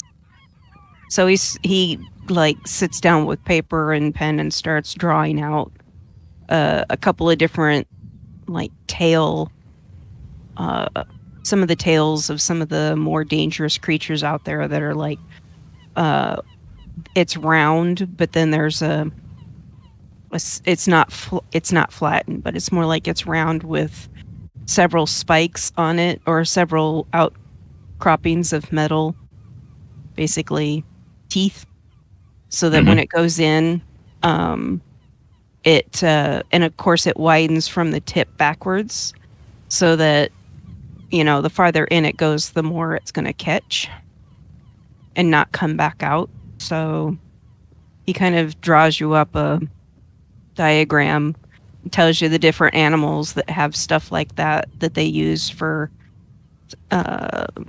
hunting. This is brilliant. Thank you ever so much. And I know there's a library in here somewhere. I bet they have plenty of pretty picture books too, with lots of animals in them to teach the kids. I'll have to look at those and compare them with these. This is very helpful. Thank you. I wonder if I could put these on some shoes and I could use it to walk on the creature to get a better grip. I have to think about that. No. No? No. Oh, okay. And then I'll just make something I can throw. Because if you really want to piss off the character or the creature, if you want to really piss off the creature, then that's just a fantastic way of doing it. And it would make it very hard for you to move across their hide without completely pissing them off. I'm not going to lie, I kind of like the idea of pissing it off. What a mighty beast a creature would be to fight. What creature are we talking about? A kraken.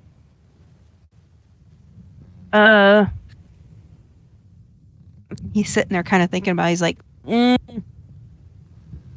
you're better. It'd be better if you could figure out some form of like suction cup like the octopus has, because you're more likely to pass across its hide without it noticing you. I'll sneak up on it. Compared to sticking sharp things in it and then having to rip your foot and shoe out of each one of those steps. You'll move faster with like suction cups, especially. You can actually just slide your foot along while keeping the force of that suction cup. And so at that point in time, he's kind of like, how long have you guys been gone? Speaking of those guys, perfect transition. As you are having this conversation, there's some commotion, and the boy and girl, they come running in to where Dez and Krenraid are working, and they say, Yes, Krenraid, your friends are back. Your friends are back. They're in the courtyard. Oh, brilliant. Lovely. Yes, all right. Say hello. Tell the ogres to prepare a feast. Let's go. Oh, a feast. Okay. And then they go running, scampering off towards the kitchen. So at this point in time, though, then does kind of...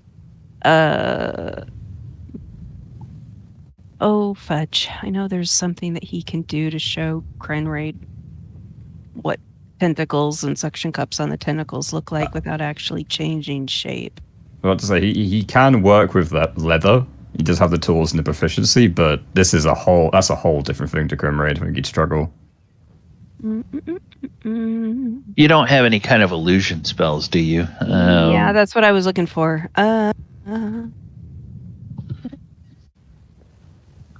You don't have druid craft, do you?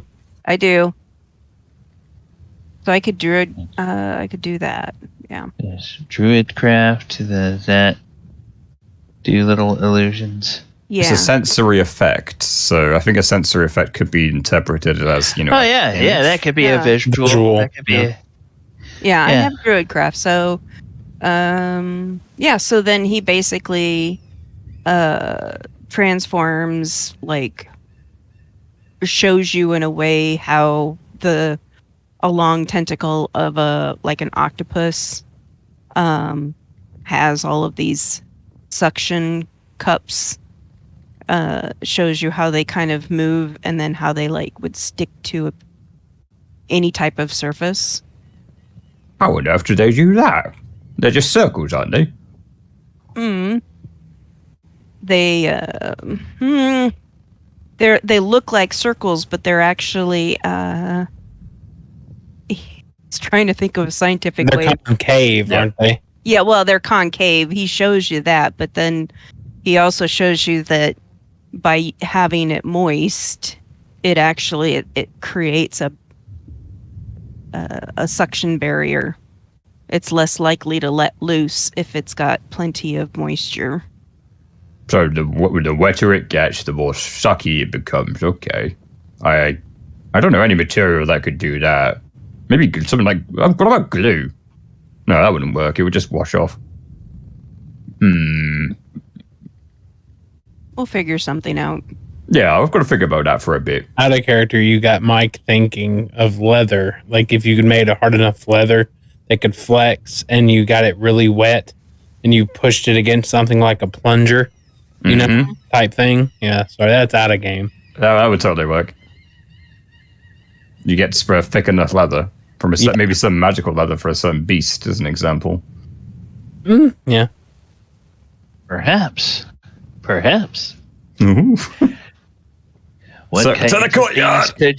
kinds of things could you make from the hide of a kraken? Yeah, that was my logic as well. But you gotta catch the kraken first. Can we just cut his arm off and use that, you know? Yeah, I was about to just cut a tentacle, but you're right. No, you cannot cut off one of my tentacles if I'm... not yours, the kraken. Okay, so let's grab everybody's tokens and move them. I imagine Belle's been playing with the kids the entire time, right? Yeah, so Belle's probably off playing with the kids. Let's see, I think we have... Yeah. Oh, whoops, that's these two, and then what we need is these two. All right. So, yep. Okay, there we go. So you guys are now out in the courtyard here. Welcome back, everyone. Good to see you, my man. I have a deal for you. You just ask a favor. I'll be happy to do it. So I've convinced Lord Felgolos to give us the remaining mithril that we need to make Falerger's plate armor. Oh, yeah, I remember. Yeah. Yeah. Well, we've got extra. Whatever we can scrounge within reason.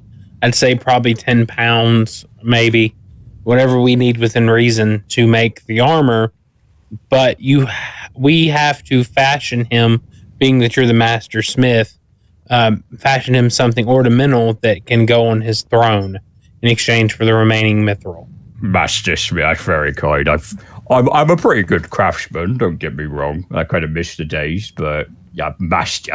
You should see some of the stuff they always made. Oh, mine pales in comparison, but I'm sure I could come up with something. Well, I appreciate that. So that'll help Falerger out phenomenally. Absolutely, yeah. I mean, it's Mithril is just actually beautiful metal to work with too. It'll be my absolute pleasure to work with it on that capacity. I've already kind of got some ideas on how to make up the liquor as well. I figured you'd say that. Guess what, buddy? Yeah? I brought back gifts. Oh, food? What kind of meat? Even better. Even better than meat? Yes. It must be ale. You must have got some Dragonfire ale straight from the... Oh, did you get Dragonfire ale? Even better. There's nothing better than Dragonfire ale. What are you talking Otter's about? just smiling. All right.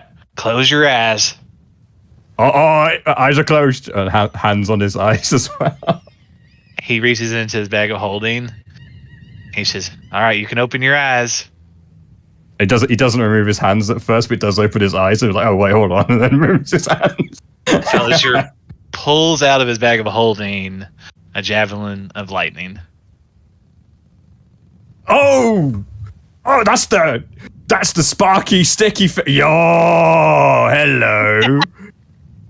It's the sparky sticky thing. You chuck it and it stays where it is. Sticky thing. That's right. I don't know what it's called, so. You think I didn't know? I did kind of ask for one before. I saw one of the tradespeople pass through Hillcrest once using one of these things. He used it to hunt rabbits. The thing was lightning quick. It was so fast. Oh, and that's not it. You get 2 gifts. What?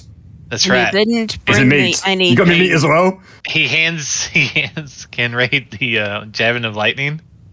Oh. And then he reaches in his bag of holding and he pulls out a +1 maul. All right, this is going to be a bit more serious. I'm going to immediately inspect it with great curiosity and dwarven cunning. Because a maul to a dwarf is a religious thing as well. It's not just a martial aspect. A lot of parts of their religion are based around a maul and its significance to them personally. So he will be inspecting it with great interest because... I'm learning some lore today. Yes, fun fact.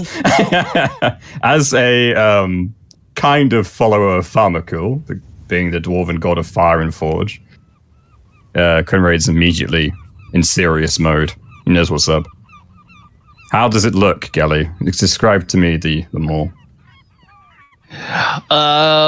It looks like a pristine example of a war maul created by a master smith, but over and above the craftsmanship, there's like a sheen to this. It's got it sort of catches the light in a way as you turn it on the edges of the hammer faces. It just sort of reflects and catches the light in a way that makes it look like it just came off the forge and just was cooled. It looks brand spanking new. And it just seems, the balance on it seems wonderful. You can hold it at the balance point on one finger and it will just balance perfectly. You can, the grip, you hold it and the grip feels sturdy, but it feels almost like it just was made for your hands. It's the most impressive maul you've ever held. You think you're going to be able to bash a lot of heads with this thing? At this point, with absolute seriousness, he puts his other maul onto the ground and takes this maul, the new one, spinning it in his hands ever so slightly. He's going to bring it down and smash it against the other maul. Does this one chip? No. All right. Faerun, this is one of the best gifts I've ever received, and I cannot thank you enough. This is beautifully made. I'm just blown away, honestly. It feels like it could go through decades, if not hundreds of years, and outlive me. This is beautiful. I've got to name it. I expect someday you'll be able to give that to one of your children. Oh, I will. I'll be carving the Hillcrest symbol into this. And when I rebuild the clan and take back my home, I'll use this hammer to kill the black dragon that took it. And you can pay me back if you really want to by making me the best mithril plate armor set decorated however you like. And I will wear it. And I will keep it in my family for thousands of years. You're going to be getting the best damned armor I could possibly imagine. I'm going to go look at it right now. Hold on. Give me the mithril. Well, So- he says, well, all right, we'll go to the workshop and I'll drop all that mithril out of my magic bag here, but we have to get some more of it from around the castle here. I'm running to the nearest mithril I can possibly smell with my dwarven senses. Okay, you guys. Here's the thing. You guys had, and I forget what we said. I think we said that each of those statues in the throne room had 2 spears, and the heads of those spears were made of solid mithril. And so when you all asked for him initially, the dragon said, okay, you can take 3, but I want to keep 1 for my horde because it's, I want to have one of those items. But now that you said that Krenraid would make an ornament for the throne out of the rest of the mithril, he's like, oh, okay, there's something for me. Okay, in that case, I'll let you have the 4th one. But so you guys have the mithril from 3 of the spears. You won't be able to get your hands on the 4th one until the dragon gets back and gives it to you, because he's got it basically in an area where he has started to create a horde of his own in this castle. So fun. Perfect. Yeah. I would suit his stature, suit his flair. We're gonna get his input. Lots of Fellas, you're just last as he's watching Krenraid run away like a happy child. Literally a happy child. That's very accurate. I say, Krenraid, do you mind if I help you? Oh, please and thank you. I'm sure Faerun would love your touch. Oh, yeah. I'm not much of a smith, but I mean, I can help you, stoke the fire or gather coal or whatever you need. Oh, you could do way more than that. I've never been very good at the whole drawing thing, so if you could just write down and do that for me, that would be great. Sure, I know you're very good at contracts, right? Yeah, I can sketch it out for you. Yeah, sure. That was always Tori's job. I was never very good at that. Do you need me to get Fowler's measurements or something? Yeah, that's very smart, actually. We should do that first. Hold on. Okay, so I walk over to Fowler, so Fowler holds still, and I start taking my hand and measuring him out and counting and doing a little bit of arithmetic and just start, how's this, Krenraid? I charge about right. Bit of a leeway to be given because he'll probably put on a bit of muscle. Okay, so I add 2 inches two fingers to every. That's how I measured my flight suit. Add 2 fingers to every place that I measured out. So that's perfect.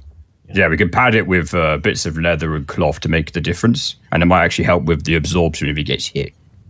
There you go. That works for me. What about you, Fowler? Does that sound good to you? What? I'm sorry. I was just getting your measurements, buddy. Don't be shocked, but I'm just y'all go ahead. I'll catch up with you. And he don't mind the fingers. We're just following you with a tape measure. I'll be in there in a little bit to take all my clothes off, and you get your good measurements. No. I'm adding the difference of your clothes. Because Thaldur would be meticulous. I'm adding the difference of your clothes and everything as we're doing this. That's why I'm also, when you see me put my hand like flat against you, I'm also adding 2 fingers for leather padding and stuff behind the mithril. So you'll be good. Well, I mean, this armor fits a little bit snug in certain areas, if you know what I mean. So I think more of a personal, exact measurement of how we want this armor to fit and feel on me would be better. But I'll catch up with you in a minute. All right, so me and Krenraid run off. And he looks over at Dez. He says, Dez, wasn't really sure what to get you. But I did get you a small gift. I know you're not one for overspending and fancy flattery, so here, and he reaches into his bag of holding and he pulls out a decorative small box and he hands it to you. Looks this over and it's a pipe of remembrance made out of beautiful deer antler. He kind of opens up the box and he looks at it and looks back up at you and then looks back down at you at the pipe and carefully pulls it out of the box and looks it over and gives you kind of like that nod of, impressive. And he seems a little bit lost for words. Thank you. I did not expect anything. You did not have to do this, but it is appreciated. Well, it's my pleasure. I got something for Belle too, but where is she, by the way? She was playing with the children the last time we saw her several hours ago. I don't know if we should go rescue her at this point in time, or if we will find her on top of a pile of children that are fast asleep.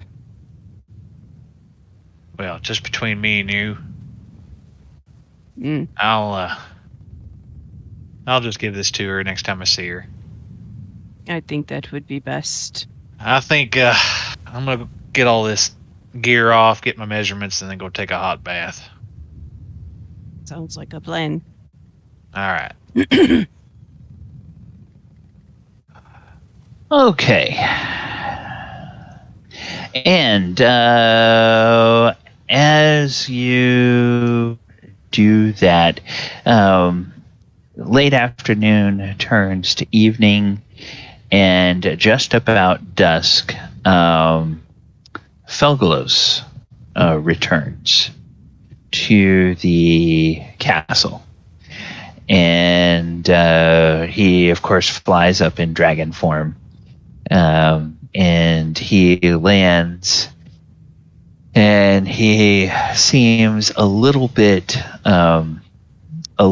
flustered and a little bit frustrated. And he says, "Well, I couldn't find Arnax anywhere. I don't know what's going on. I did hear some sort of a rumor that Lord Neverember has talked Arnax into something. I don't know what that could possibly be.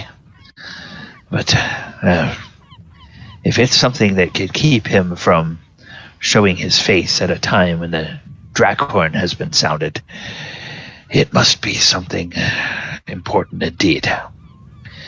Maybe he's off on an errand. I will have to find some chap who knows Arnax and can cast sending, and see if we can get a hold of him. But in the meantime, I am going to have to set out tomorrow and look for perhaps some other metallic dragons that I know of nearby." And he says, "So did you?" I guess he'll talk to you all whenever you guys are together in the evening.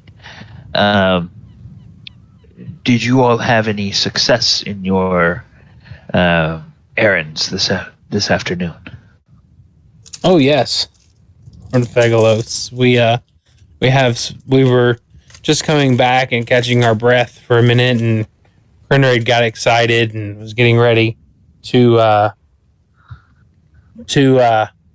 get ready to craft Fowler's armor. We were taking measurements and waiting for you to return. But the good news is, Mulek, can you come here for a second? Or Mulek's probably next to me. Hey, Mulek.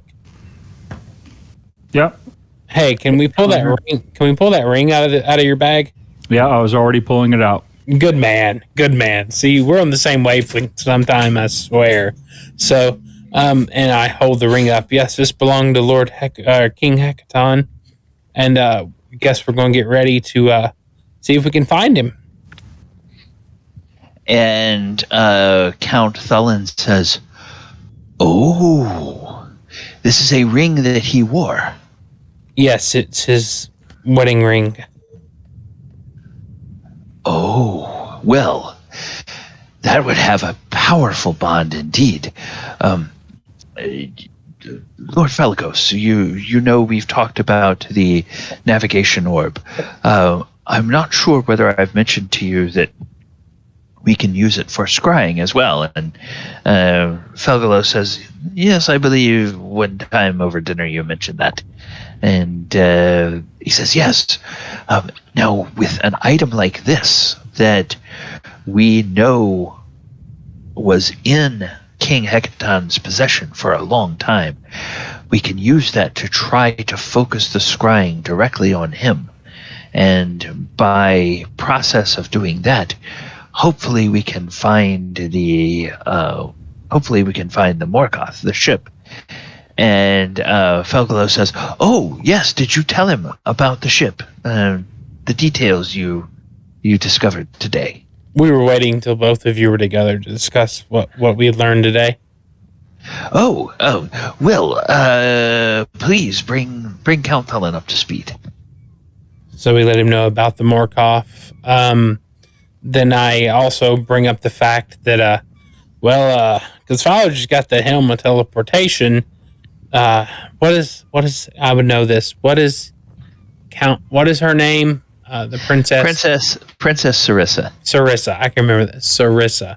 So Princess Sarissa, who is sitting on the throne, her uncle has offered us his assistance in fighting a war force, apparently, to take on the Kraken, so be it, if that is the necessity to get back King Hecaton.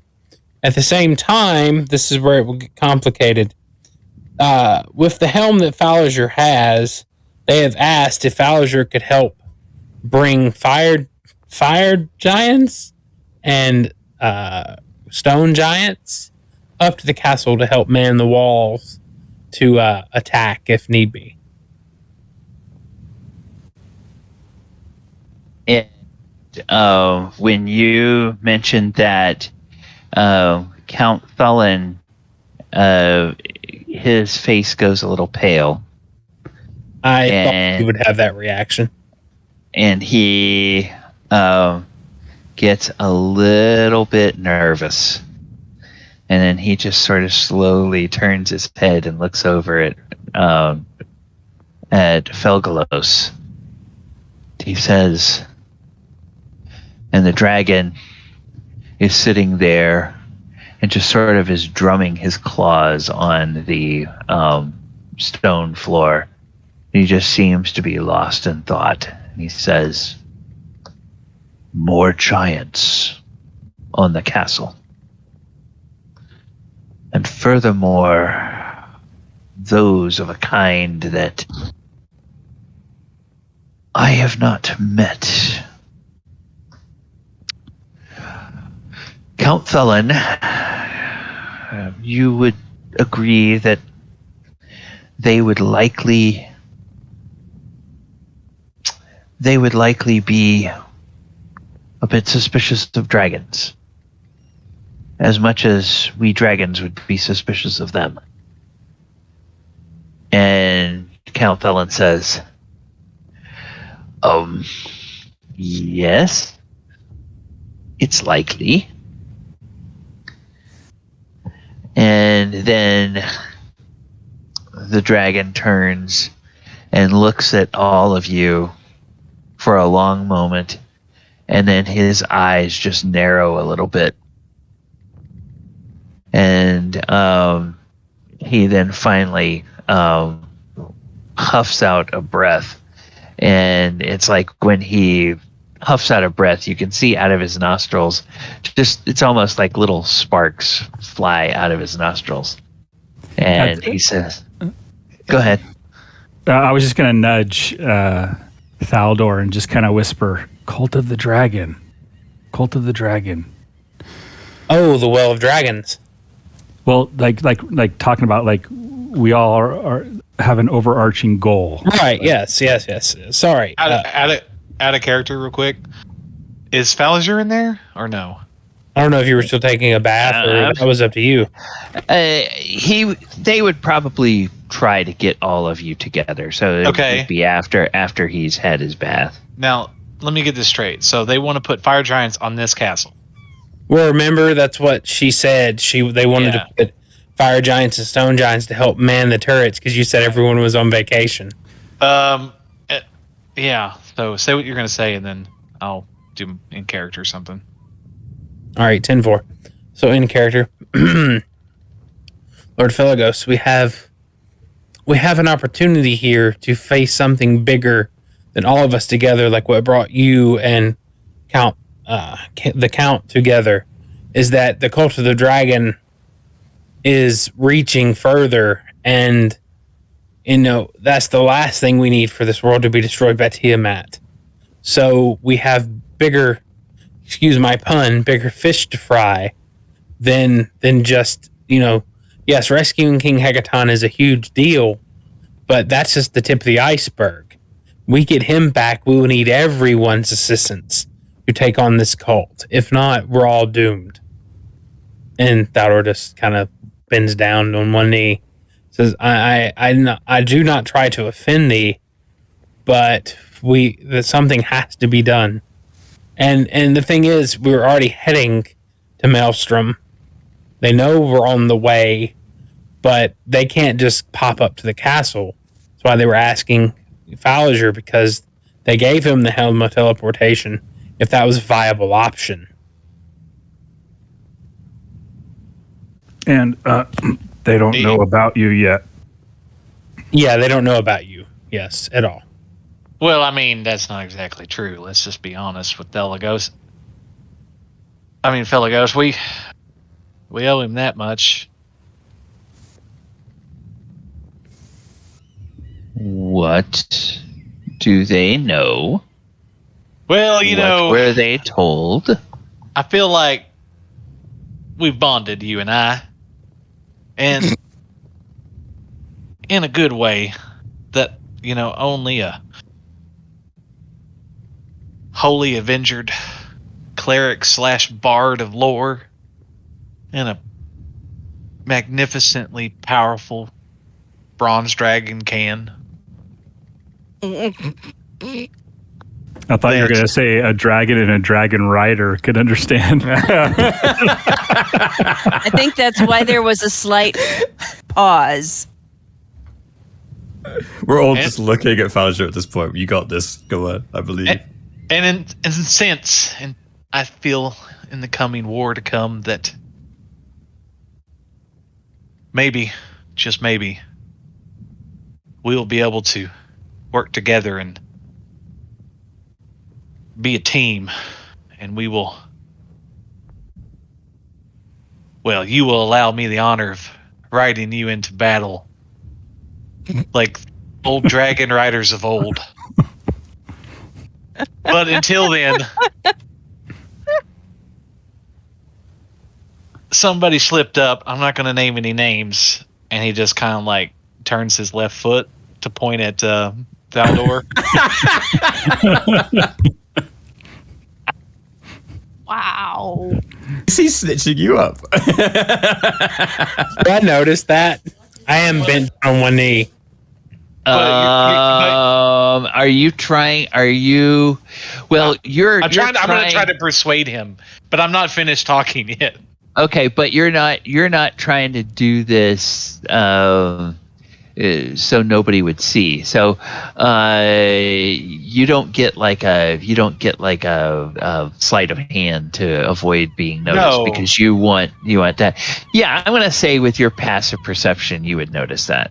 Thaldor remembers. Thaldor, you wouldn't even have to be kneeling down to notice that. Right. Thaldor will remember this.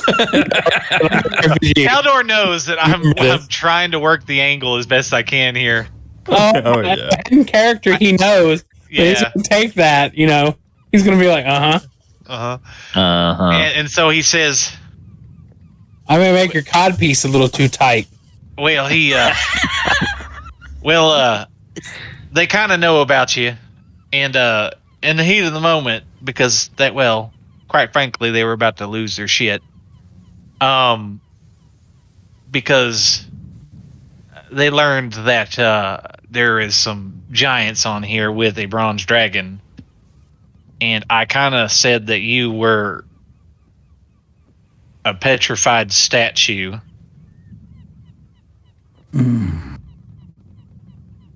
Mulek's just looking down, just shaking his head.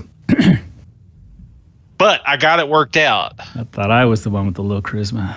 Since I'm a lower bard, I can concoct, with the help of Mulek, with some ancient paper, maybe somehow, we could write a ancient legend that says that one day a chosen one will arise from a petrified statue. Man. What is this getting That to will- me? I'm That will- looking when he says Mulek's name, I look over and I mouth, what? and Thaldor's help from forgery, but that a bronze dragon will arise, will come forth from this statue, and he will unite the dragons and the giants against the cult of the dragon, forging a new bond and burying old hatreds. Thaldor perks his head up a little bit and like, damn, this actually sounds pretty good. I'm thinking that. I didn't say that out loud. I'm thinking. Make I a would fall for that. persuasion. Make a persuasion check. Oh Lord, have mercy. It's not a vote of confidence of Krenraid would fall for it. But I do have utter faith in you. You got this. Make a persuasion check. What could go wrong? Absolutely nothing. Wow. Wow. MC strikes again. There's this moment when Falliger says the words petrified statue, though everybody except for Falliger, who's concentrating so hard on trying to pick out just the right words and put this just the right way, everybody else has this feeling of like, is there kind of an earthquake or something somewhere far away? Because Oh God, like, we're falling down. the floor under you feels like it's kind of trembling. And then you realize as you are looking at the dragon, you realize that sort of reflexively his lips have started to raise up in a snarl, and and what you are feeling, it's such a low sound that you can't even hear it. You're feeling it through the vibration of the floor, is just sort of this growing grumble that's inside the dragon.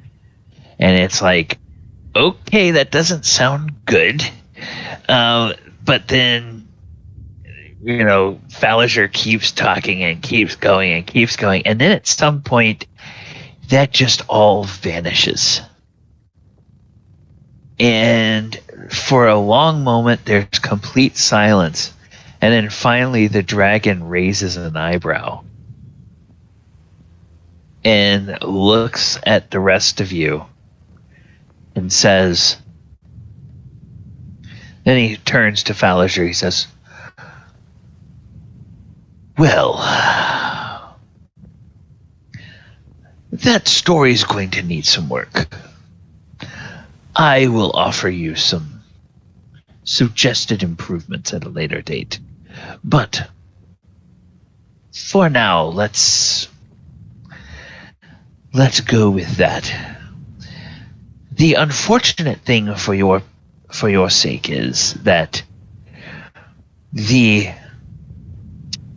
petrified dragon and the statue of a dragon that were here were tossed overboard long ago. So there is no statue. As for recruiting additional metallic dragons, we do have the ability to assume humanoid form. Unfortunately, we cannot assume a form as large as a giant. But there might be more humanoids here when the giants begin to arrive. I think it might be better to win the giants' trust if they find us all as allies in the fight, and then when it becomes necessary, we reveal our true form and continue fighting on their side And to help free their king. And at that, I nudge Thaldor again and say, "Dragon The treaty. wand. The wand. There's a wand. They have a wand." Yeah, but the princess isn't coming here. Well, So but hopefully, but I'm just saying. right. But at throw a the wrinkle. same time, right. But at the same time, I bring up the treaty. Oh God, the treaty that out of character, the treaty that Galabon created about the dragons and the giants when the time of great need. So Yeah, that's somewhere in my notes. yeah, no, that's fine. I'm not going to name the treaty, but in character, Thador goes, well, Lord Felgolos, also remember the treaty that was signed. The reason that you and Count are now bonded as compatriots, that in the essence of need, and this is a great need, I love your plan. It sounds phenomenal. I just also think, again, back to that you say when they see you fighting alongside each other, wonderful. You know, I think that would be amazing for this realm. I just hope this all goes according to plan. Something's got to be done. I mean, we have no choice in this matter. Count Thullen says, "You know, it's been 40,000 years. 40,000 years is many, many generations of giant kind. I do not pretend to know how many generations of dragon kind, but I have to imagine several at least. But 40,000 years, it's been that long since giants and dragons have seen each other as enemies, with the one exception of that treaty, at a very specific time, and a very specific place, for a very specific purpose. But that is going to be very hard for some of the less intelligent and more emotional giants, like the fire giants especially. They're the ones that bother me the most. The stone giants have the patience of a mountain. And if you start talking reason to them, they will listen to you until the very boulders fall apart around them if they think you're making sense. The fire giants, they're going to be the ones that they would have to be convinced. Lord Felgolos, I humbly apologize. I had no idea. And he says, no need to apologize, my friend. And the dragon takes a big claw and he just puts the claw on Count Thullen's shoulder and kind of gives a little squeeze like a friend would. He says, no need to apologize. This mess was not your doing. It was theirs. You see, there is a reason that, as much as we may like them, dragons and giants share one thing in common. We've never quite gotten around to fully trusting small folk. It's because of things like this. And the two of them, they just start to laugh. I speak in Draconic. It's like, don't forget our arrangement. Can I have back my gem of seeing? He says, "Oh, very well." And I believe he pulls it out and he reaches it out towards you, but he keeps hold of it. He says, "I believe that when I return this to you, you are going to tell me something about that coin." Quid quo pro. Yes. And then he'll go ahead and he'll drop the gem in your hand. The platinum piece that you touched earlier was given to me by an ancient red dragon in Gragglestug. An adult red dragon. Oh, was he an adult, not ancient? Yes. Yeah. Because once they get to adult, that's when the people there like to off the dragon and start. That's right. That's right. I remember that. So no, it was an adult red dragon who was sitting on a quite impressive hoard. And we bartered, and I gave him something. In return, he gave me one piece of his hoard. You got a red to give you a coin. Well, actually, that doesn't surprise me. You may not realize it, however, but I could sense from the mere touch that this had been in the hoard of a dragon for a long time. I would not be surprised if sometime, someday, It's coming after you. perhaps when you least expect it, that red dragon shows up at your doorstep.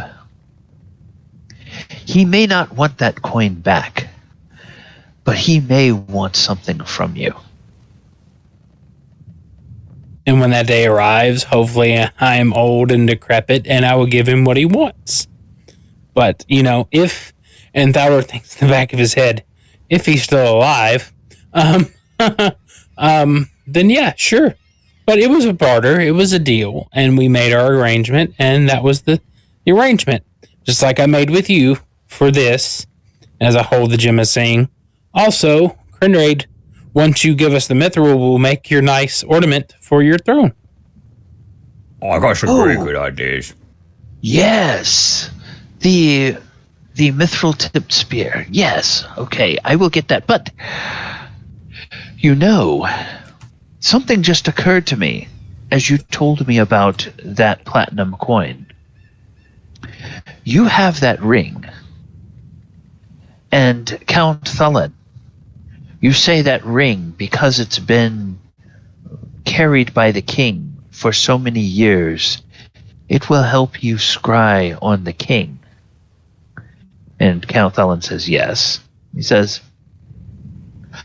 I wonder if we could find out more about where the Drakhorn is drawing dragons by using that platinum coin in a similar way.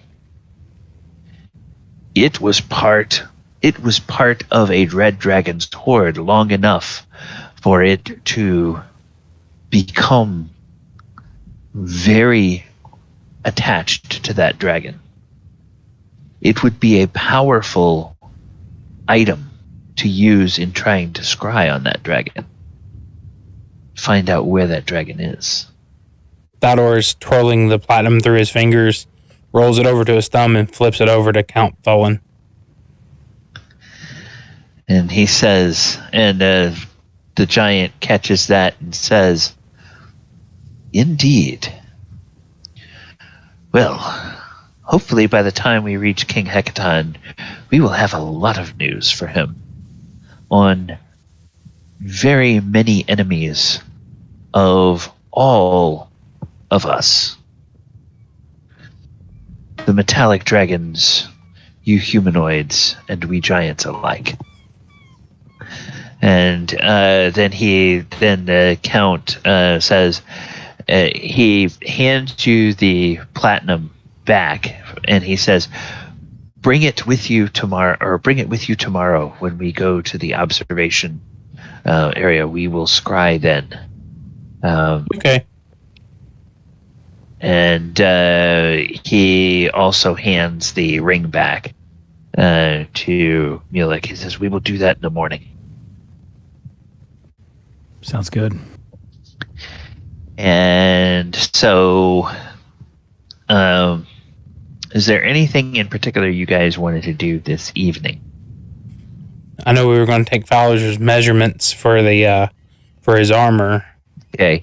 Is that something you want to do in character, or would you say that you guys had a chance to do that? As funny as that would be in character to do a whole thing about it, I think we should probably skip it. Okay. All right. Going around, was there anything Des wanted to do this evening before night falls? Nope. Okay. Falliger, anything you wanted to do before night comes? No. Krenraid? Other than thinking to himself and getting some paper ready so that we can help sketch some stuff out. No, I'm good. Okay. Mulek? Nothing, but I want to double check with Krenraid. You have your ring is stored, right? Or you got a spell. I recharged your ring, right? Or not? Wisdom save. I always do this when I don't know if Krenraid will remember something. I just roll a wisdom die and see if he does. Nope. You don't. I honestly have no idea. If Thaldor was around, would he remember? I mean, he would remember, but was I around when you did it? Yeah, I don't. As a DM, I don't remember. Yeah, it was inside the inn, so you would have been there. Yeah, you would have been there, but I just don't remember. Okay. So then, yes. You don't have. I mean, do you have it marked out of character? This is all out of character. I was just asking, like, do you have it marked in your sheet? Like, do you already know what spell is it loaded? Okay, all right. The ring is full OOC, but Krenraid himself wouldn't remember. Oh, I was doing it out of character. I was just doing it out of character. Right, sorry. So what's stored in it? Yeah. So Mulek doesn't have anything to do. Okay, and then last but not least, Thaldor, anything you wanted to do this evening before turning in? I want to have a quick conversation with Falliger. So as we're doing his measurements, hopefully he has some clothes back on. I pull him aside. It's like, hey, nice trying to throw me under the wagon there, Falliger. Well, I mean, we aren't going to be able to keep it a secret. That's fair, but and your own tongue got you in trouble. I did the best I could to. Yeah, I pat him on the back. I'm like, buddy, you have saved my ass and this group's ass many times, and you make me proud of you with what you do. Well, I appreciate that. You know, buddy, we've been through a lot in the past, couple months, and I'm telling you, who would have thought we'd had this wild ride that we've been on so far? We go from being on a caravan to, going to Gragglestug to all these crazy places, Barovia, and now we're on a floating castle heading towards Maelstrom. Yeah, something tells me that maybe before it's all over, we'll even follow each other into the hells and back. That would be my pleasure. I just know that when this travel is over, I have some hella stories to tell back at the inn in Phandalin. Maybe make my uncle proud. I mean, it's crazy. I can't put my finger on it, but something tells me that Thaldor, we're going to be legendary. Wouldn't that be a tale? Hear the tale of Falliger the Bard at any inn and tavern you go to along the Sword Coast, right? Yeah. Maybe be more famous than Volo himself. Volo's just full of hot air, but it's just hell, you might be more famous than Mordenkainen if you play your cards right. A crack in the distance as a Mordenkainen, because I was like, his ego is more inflated than yours at times. Yeah, but I'm quick-witted. That's the whole point of this character. I was just waiting for a lightning bolt just to appear out of nowhere and hit just near you. Right? Well, I ain't rolling for that. The real secret is I'm a pretty humble person. My granddaddy used to tell me, son, you just got to fake it till you make it. Son, you're full of shit. That's about right. But it'll take you a long way, so you run with it. Do it. Right. But, I couldn't say that it hasn't been more or less a great experience and one hell of a party along the way. I'm also just glad to be your manager. So, and your friend. So, and as we're doing that, I pull out my whiskey in 2 glasses that I carry in my bag, pour him a shot. I have a shot, and we clink glasses with him and said, as I raise it, I say, to the party, to the adventure that we may have and the fight that's ahead of us. Cheers. And I shoot the shot. Okay, and with that, night falls and the night passes, and of course there's no problems or anything. And in the morning, when you get up, you find that Count Thulin is there, and the children are there, but that Felgolos has already left. You learn from Count Thulin that he left before dawn, and he was going back to the coast to look for a particular bronze dragon and a copper dragon that he knows. And that copper dragon, the last he heard, that copper dragon was courting a silver dragon. So potential he might have a line on up to 3 dragons that he could talk to about returning to the castle. But he wanted to get a early start, because the closer he can be, the shorter time it'll take to fly back and catch up to the castle when he returns. So, and also, as the day dawns, you notice something different. There is a slight change. There is a slight change in the sky. And you are out over open ocean now. You're probably a couple of 100 miles away from the coast by the time you get up in the morning. And you can see out ahead of you in the west, there are some clouds that are building. And it looks like in the direction that you are heading, there is a storm front or something. So the castle may be getting ready to head into a storm. But we're going to find out about that next week. When we return for session 71 of the Sword Coast Chronicles. 71. Yes. Yeah, hang on a minute. Yeah. All right. Hey, players, thank you guys so much for coming and joining us this evening.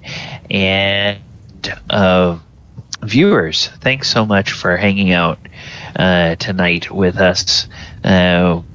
Pretty active in chat this evening. Love seeing that. Glad you guys could join us, and we hope that you enjoyed our session. We're getting into a very interesting time where there's going to be a really interesting confrontation or encounter potentially coming up. So it'll be fun to see how the party deals with that. All right. Paul and Michael, since you are both here, I want to start the post game by asking you to let everybody know what is coming up on your particular social media channels in the next week before we return for our next session. Paul, why don't you start us off? Can do. So, I believe Tuesdays are good for you, right, Gally? You got nothing on Tuesdays? Yes. Perfecto. So, on Tuesdays, I have a weekly game now. We have Gaijin games. So, Gaijin as in the foreigner word in Japanese and games. We are going through Beyond the Witchlight. It's very Fae-like. There's a carnival going on. There's all sorts of crazy shenanigans, and it's very fun so far. That's kicking off pretty heavily. We think we were like 4th on the list. We had like 180 odd viewers at one point, so I was like, whoa, okay, this is going to kick off pretty high. So that was very fun, and that's on Tuesdays at 8 p.m. EST. I am playing a human candy maker, think of Willy Wonka, and that's pretty much the gist of it.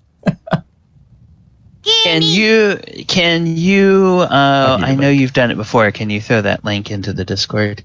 Absolutely. Okay, it's wonderful. And then I will put it in the Twitch for people. That's great.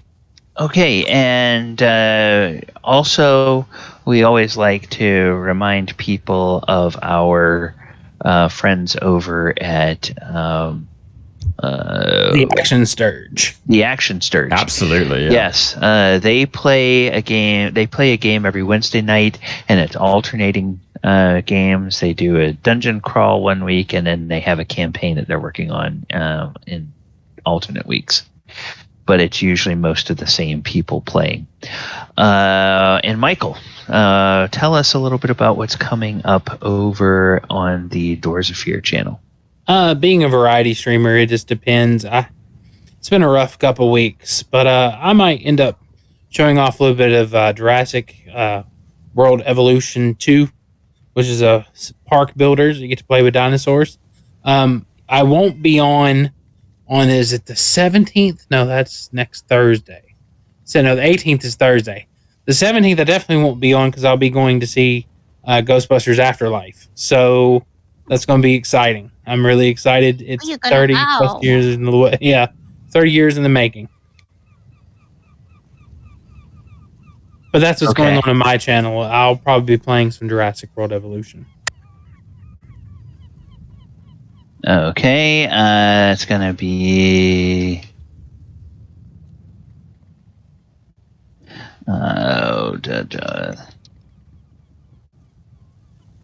And then for Michael's channel, Doors of Fear. Oh, and I'm probably going to be trying to complete my Renowned on Sea of Thieves. So with Scary Jerry Gaming sometime this week. So there you go. Okay, yes, and thank you so much, Scary Jerry, for joining us. All right. Yeah, nice. Yeah, that's a lot of fun. Okay, and on this channel, we have coming up a couple of very interesting streams on Saturday night. We are going to be having our second edition game It is second edition rule set, and we are going through the original Temple of Elemental Evil. And then on Monday night, we are doing our usual Monster Monday. And this Monday, we are going to be looking at a creature that comes to D&D out of the lore of Magic the Gathering. And that is the Galvanus Weird. Oh, and another thing I almost forgot. This weekend is going to mark the return of our Sunday Walker of Waterdeep game.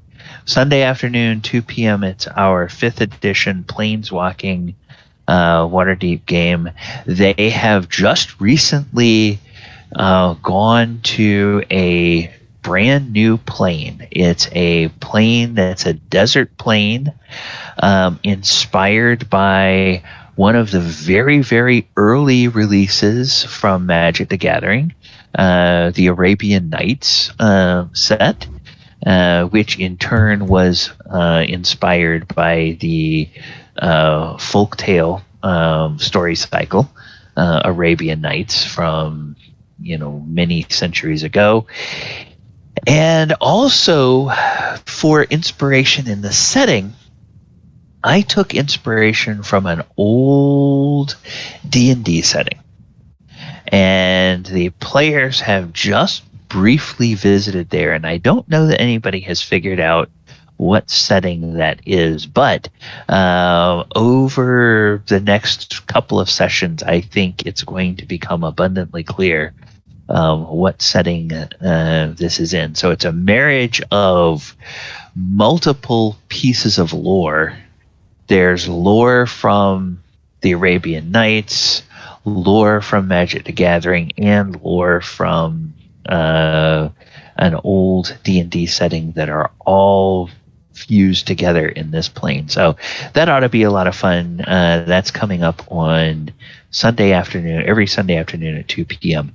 Now, I do know that in 2 weeks we will not be playing, because here in the U.S., the 25th of November is Thanksgiving. So we will not have a game on Thanksgiving.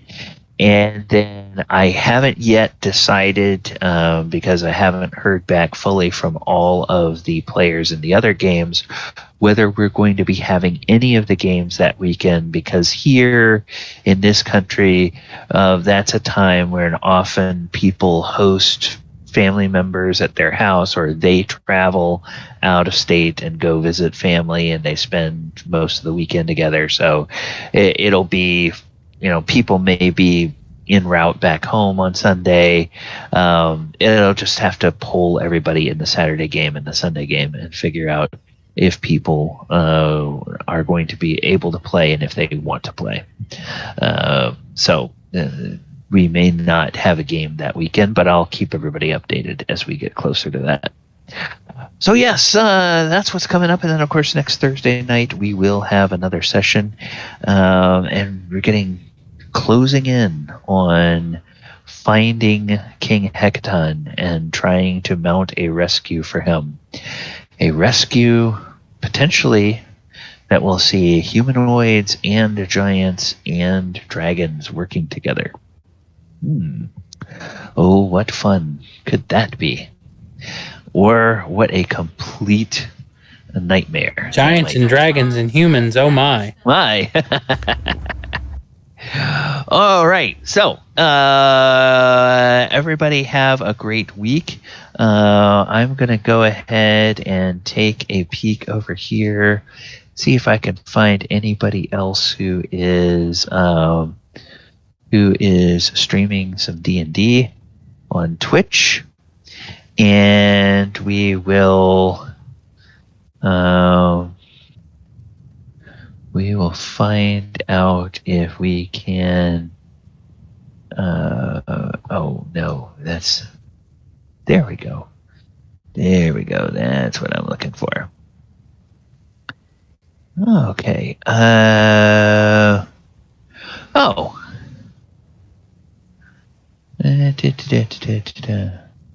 here we go.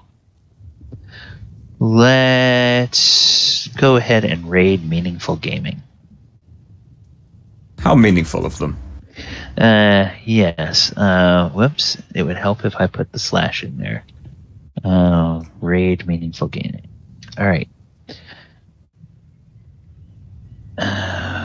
Oh, come on.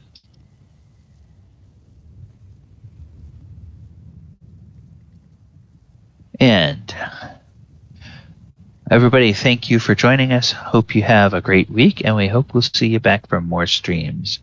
Good night, everyone. Good night.